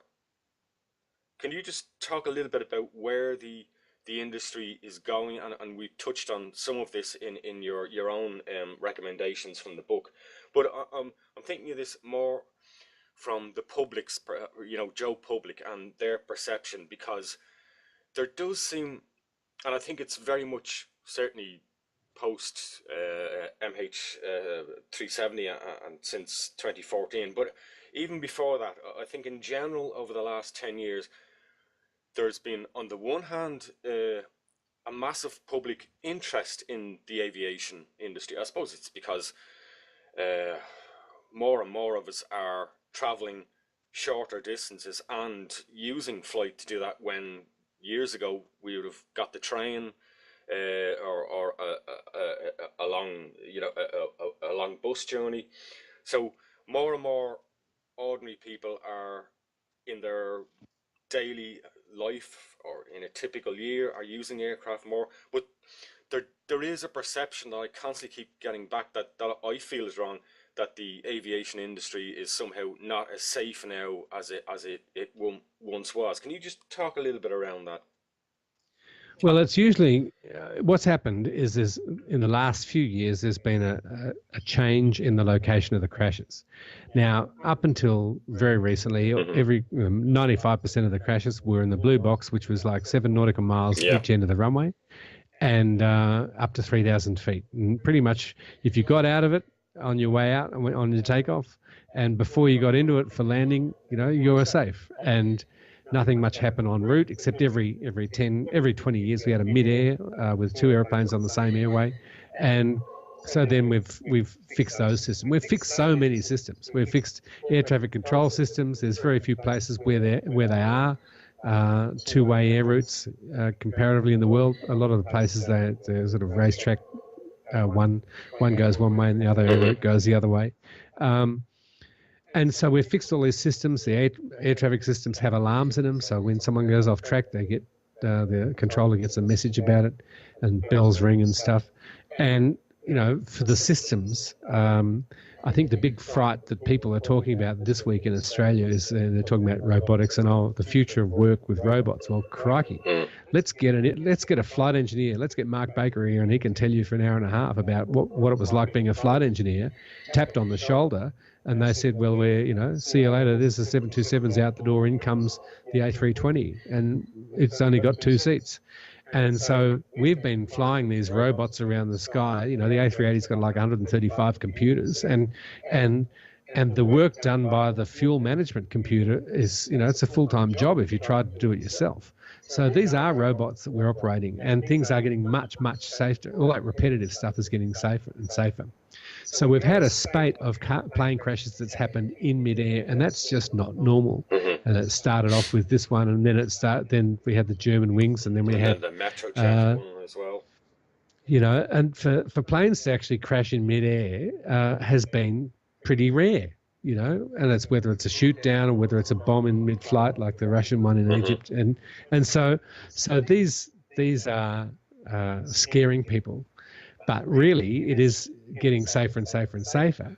But the problem is, because it's getting safer and safer and safer, and people like me have retired because my era has retired, and I'm a young one. So, you know, all those old guys I looked up at, and they gave me the wisdom. They've been retired for 5 or 10 years.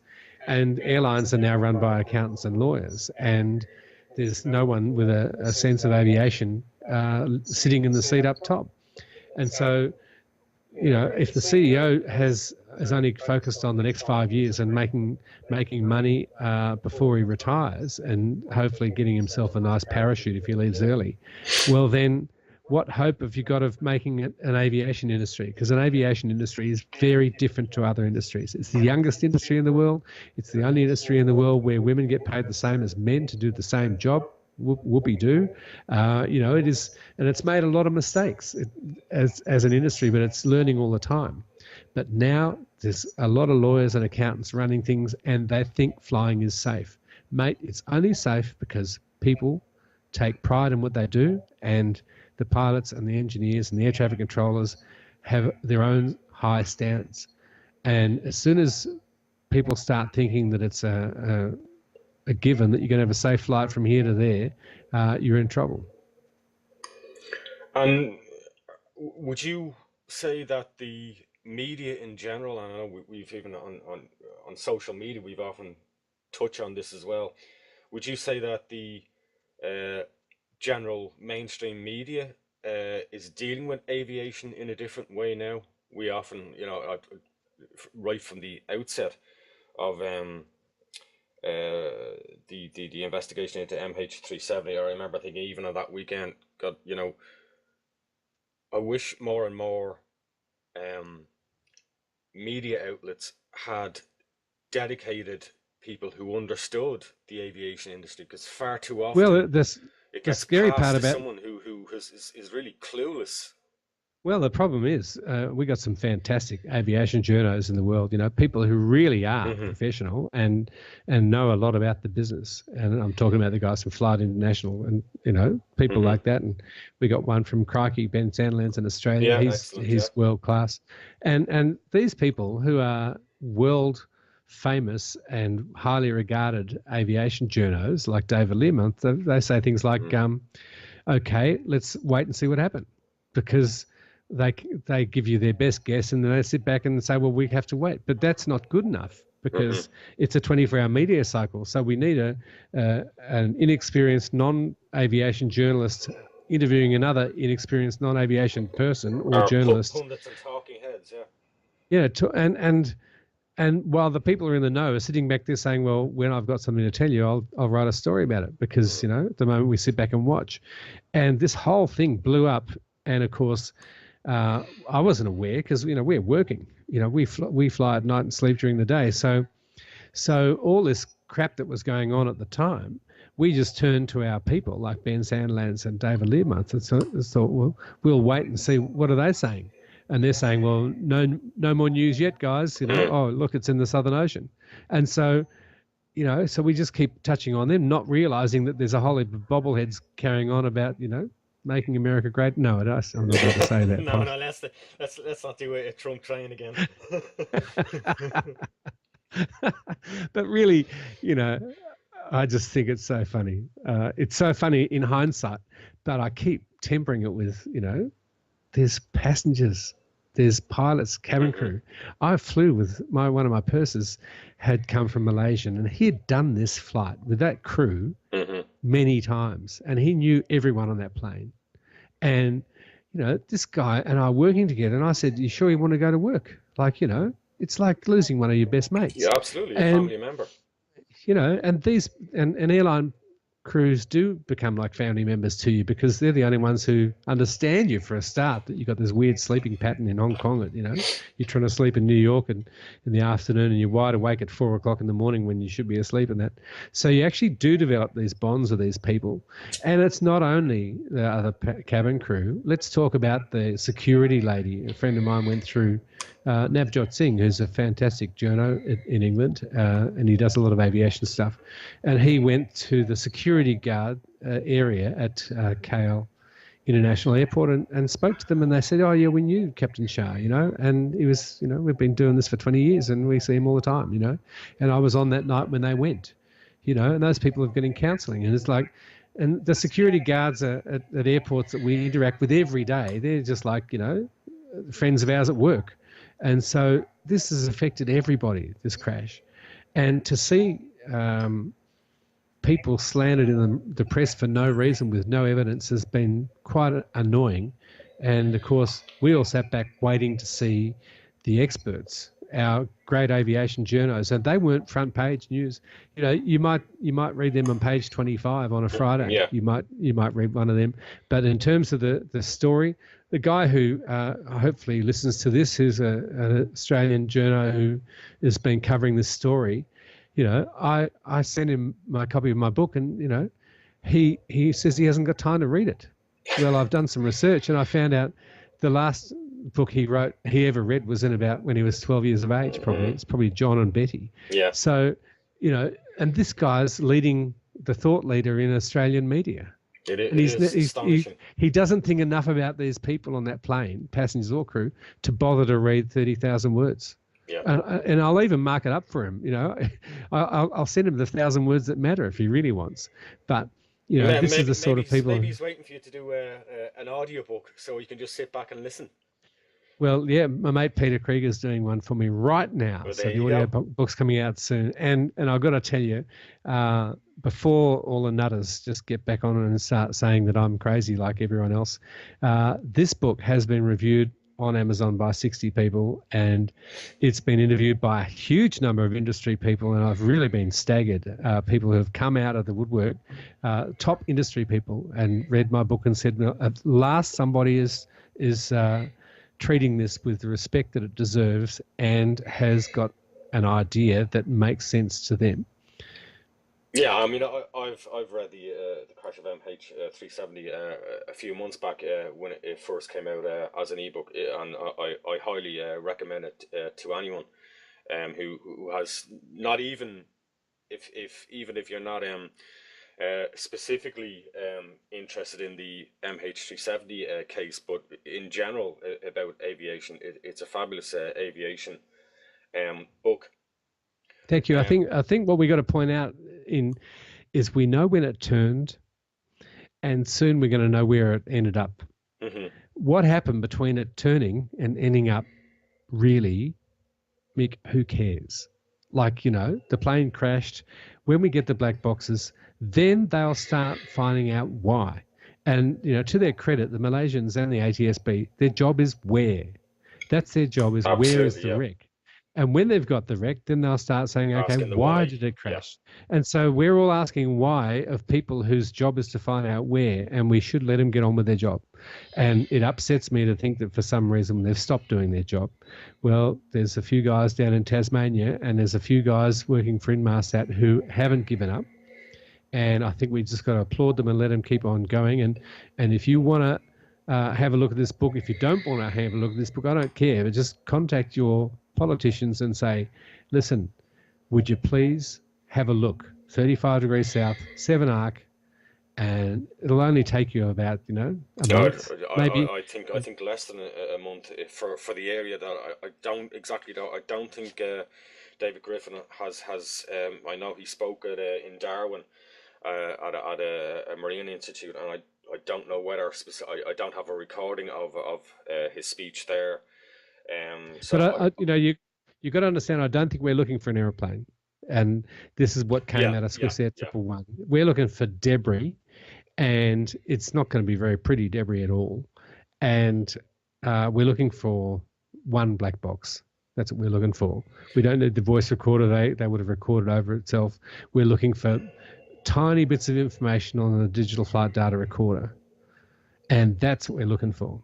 Yeah, sadly, and it is sad, and this is what baffled me, because in the early stages of this this investigation, when I suppose at the initial stage, when the public were so energized about asking the, as we've just said, the whys, when we can't tell you why yet, we had all that crazy Tom Nod satellite picture nonsense stuff of people using their iPhones and trying to find the plane and looking, and that looks like a plane, on that satellite picture. And it's an important point you make, and we can't stress that enough. And when we talked about the impact point, for MH370, and one of the perhaps closest similarities in what we may find is the Swiss Air flight off Nova Scotia. I can't emphasize enough to people that when an aircraft crashes at sea at velocity, it is like hitting solid concrete. The public have this perception that somehow a crash at sea, if it's at nose down at velocity, is somehow you're going to have massive bits of wing, you're going to have half a fuselage here, that's not the way it works. That's not what happens. It is absolutely devastating. In fact, in my book, I look at the crashes that have examined this, which again the ATSB haven't dwelt on, which is not their role, but I'm trying to do it to explain to people what really happens. When you take a 757 and you put it in through the side of the Pentagon, how the wings fold up and it goes in, at 250 knots. This is just incredible, mind-blowing. And when someone says, oh, that's mind-blowing, this truly does blow your mind. We don't really understand the physics of how brutal physics can be when it happens. Or the Colorado Springs 737 crash that went in, and the hole that it made was just bigger than the circumference of the fuselage. Or the Everglades crash, or the one in Malaysia where the A320 went into the river and the pilot suicide. How can a whole airplane go into a river and never be seen? Exactly. It's just mind-blowing. But it did, and you just got to understand, physics is what makes these things stay up there, and when they come down like a piano, physics physics makes them explode into millions of pieces, and it's just hard to believe, and that's all right. It's like space, I can't understand a black hole, and I never will, and I don't understand more than one galaxy. I try and get my head around it, but I can't understand there's a billion galaxies. It just doesn't compute. That's all right. James, I just want to focus a little bit on you, and incidentally, when we publish and release this video podcast, all the links to James's website and the book itself will be down below in the links.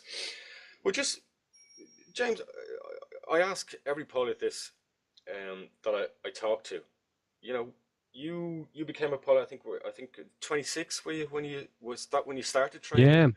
Yeah. I fell in love with flying when I was about 4 or 5 years of age, and when I was 11, a very inspirational maths teacher told me about his time flying Catalinas in the Second World War, and he inspired me to be a pilot.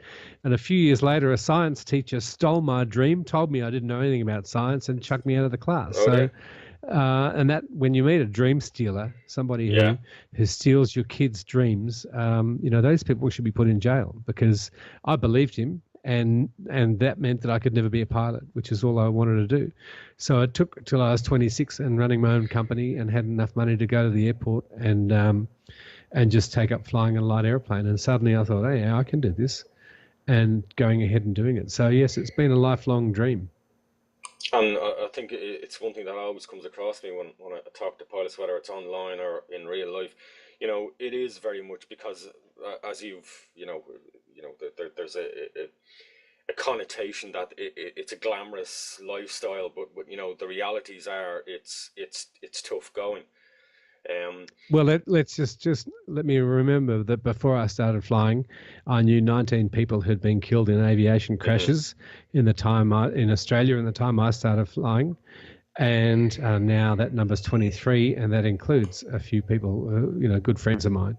So it's a brutally dangerous industry, and if you think you can get in this job and not see death and go right through it, well, good on you, but good luck to you. I hope you never have to go what we did in the 80s and 90s when general aviation airplanes weren't as safe and the systems weren't as safe, and there was a lot of press-on-iters, which still happens every Sunday afternoon. Some poor idiot in a light airplane decides he's going to get home because he has to go to work tomorrow morning, and he presses on into darkness when he can't fly in darkness, or he presses on into cloud and crashes in cloud. But I think we lose many pilots live through it these days, where in the old days, pretty much every flight deck, every pilot that you've sat next to on a cockpit could name 20 people he knows who have been killed in aviation crashes. Give us some of the wackiest and most wonderful things that have happened to you over your career as a pilot. I think I was very honoured to be able to fly the A380 over the Melbourne Cup, which is a horse race down here. Right. And it was the my 25th anniversary of my flying career, and also 25th anniversary of the airline. And I think it was 125 years of the Melbourne Cup. So to fly over 200,000 people in an A380, did it twice. Low level pass, that was quite exciting. But there's been hundreds and hundreds, to sit there and watch the Leonid meteor shower every November, I think it is, coming back from Tanzania, heading towards the Middle East at about 4 o'clock in the morning, and then seeing meteors go every few seconds, to see the northern lights flying over Greenland. In fact, when you actually fly over the North Pole, you don't really see the northern lights very well. You see them right outside the windscreen. I've got some spectacular pictures of that. But in terms of to see them as a big event, they're better when you're over, probably over Greenland looking up. Hundreds and hundreds of locations and places, and good weather and hideous weather. All of these situations, just as a blur of them, from I think landing in every airport I've ever wanted to, except the old Kai Tak in Hong Kong. I only ever landed in Kai Tak in the simulator. I never. By the time I got to fly into Hong Kong, it was the new airport. But I was always worried that I'd get sick of going to London or John F. Kennedy Airport, and I never did. But I got sick of the regulation and the business. The business is very, very tiring now. When I used to fly the 727, the A320, the manuals for the 727 were about 300 pages. The manual for the A320 was about 800 pages over 4 manuals. The A380, I think it's 8,327 pages for the flight crew operating manual alone. And then you've got all sorts of other manuals as well. And you're meant to know all this stuff, and it's just very, very hard keeping up with all the changes. It's no fun anymore. Well, that's interesting. You say it's no fun anymore. And I, to an extent, I'd agree with you. I think you've definitely got to not just have a dedication. I think you've really got to have a passion if you decide that aviation is your career move. Because I think if you don't have that, you'll quickly get worn down. Well, you can't have days off. You can't go away on weekends. Yeah. When you all the stuff now pilots have to do at home. So all the study that has to be done at home on your own time. Your flight plan, it takes 60 pages of flight plan everywhere you go. 60 pages. Now you've got to read 60 pages of NOTAMs and make a decision on how much fuel you're going to take or whatever. Well, 60 pages takes 2 hours to read. Well, you've got 20 minutes. 20 minutes, before as you sign on to get all this stuff done. Well, you can't do that. So you download the flight plan 2 hours earlier, and then you sit there and you read it as fast as you can and as best as you can over about 30 minutes. And that's your own time. You don't get paid for that, and it's quite funny. I'd love to actually see someone go through a pilot's life and say, or a cabin crew, and say, hang on, don't do that now because you're not getting paid for it. Well, bad luck. This industry doesn't work like that. Yeah, absolutely. Is the industry going more to, single aisle jets? Are we moving away from the wide body jets? I seem to be seeing, because I know that Aer Lingus, I think it's Norwegian Air as well, and have now started transatlantic flights, and are using the 737-800 now on the transatlantic track from, I think, Dublin to Boston. Are we seeing the industry go more that way? Because obviously it's a fuel efficient, it's a finance driven industry. Well, it's if you can get fuel for $40 a barrel, you can do more flights more often, and that's the whole philosophy of the 787: more flights more often. Yeah. But and the A380 was designed when fuel became $132 a barrel. Yeah. Okay, so that wasn't too long ago, and anyone who thinks fuel's not going to be $132 a barrel again is insane. Yeah. Because it is going to be that price one day in the future.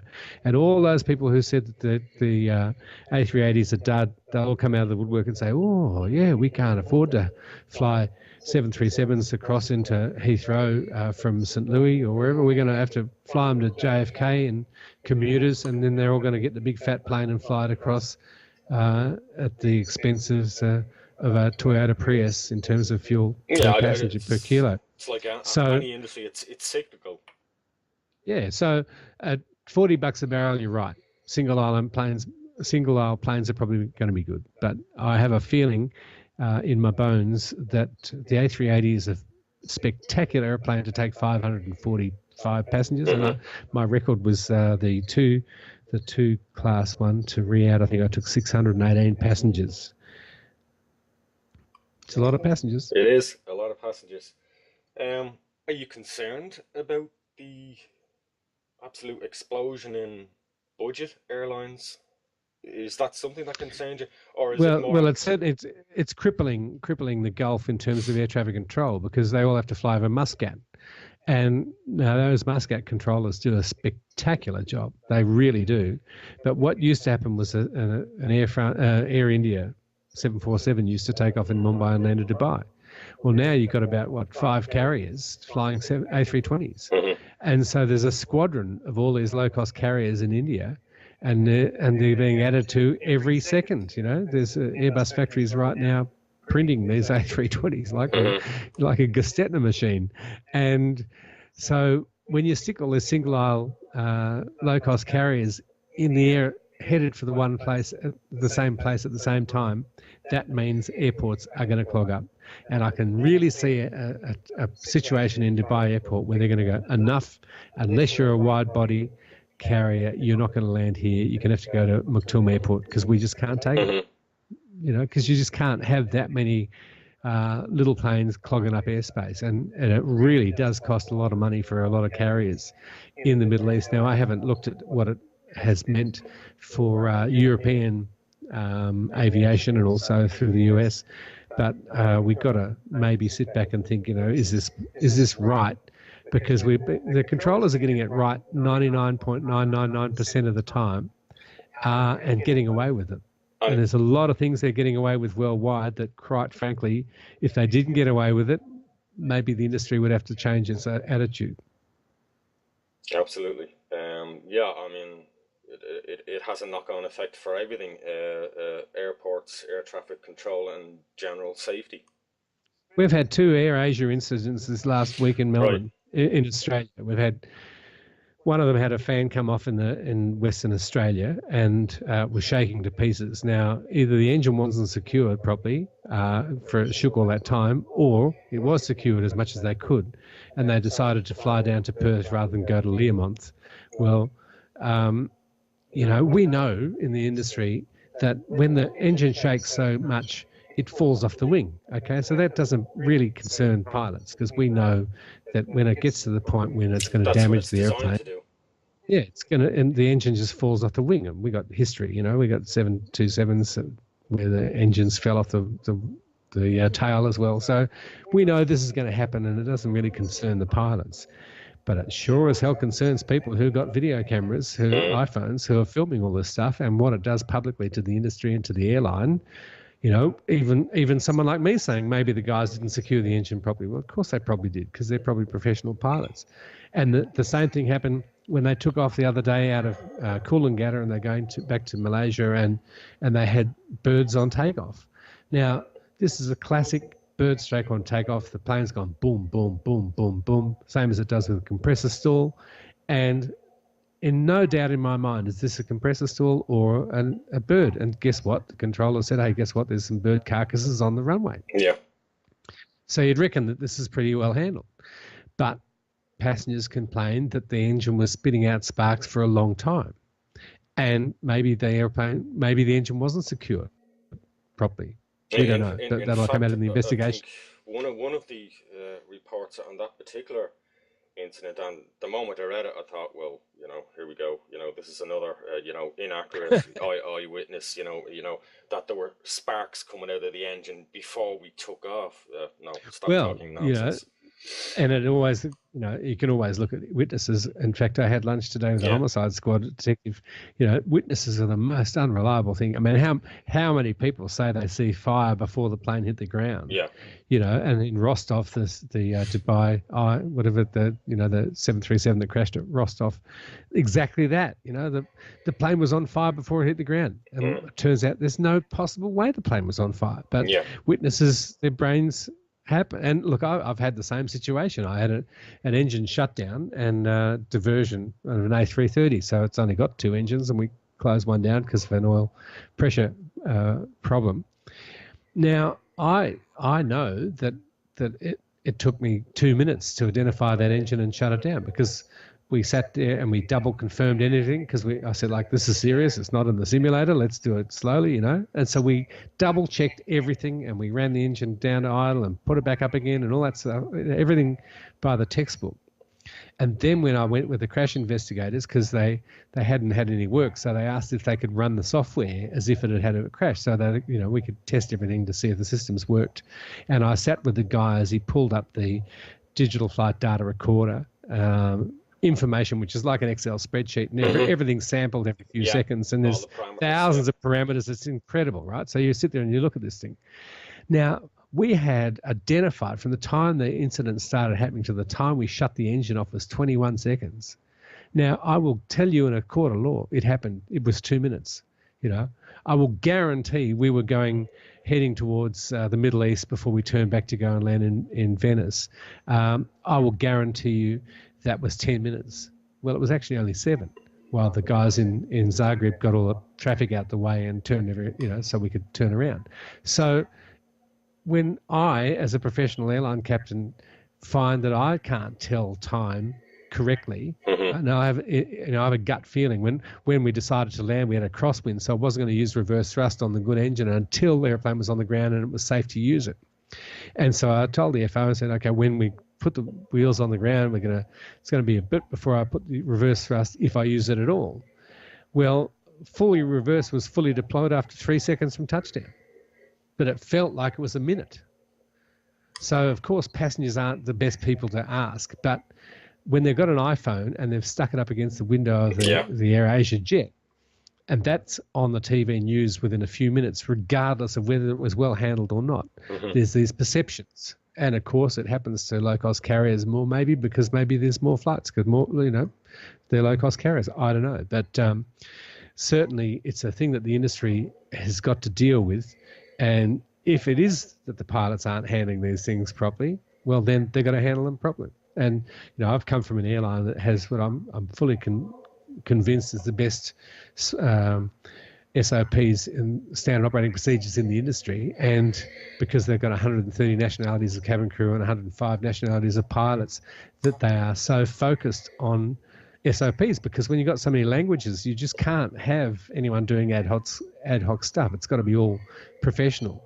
And so maybe that's part of it. Maybe adherence to SOPs is something that doesn't happen in other airlines that I haven't been watching. I was in corporate flying for a while.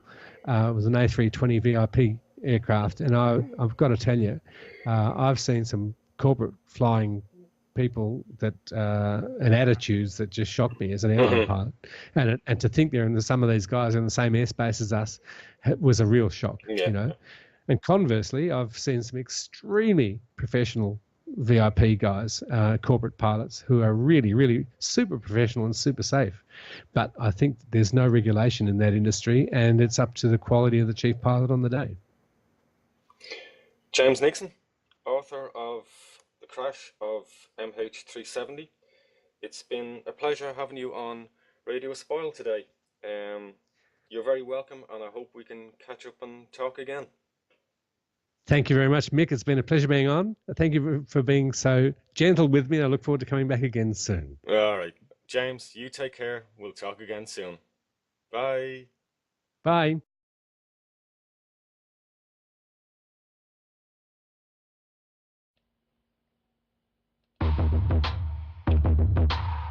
Okay, thank you for joining us today. I hope you enjoyed our interview with James Nixon. You can catch up with us on radioespial.com. We have links, social media links, in wherever you are seeing this podcast, this video podcast, whether it's on SoundCloud, YouTube, wherever.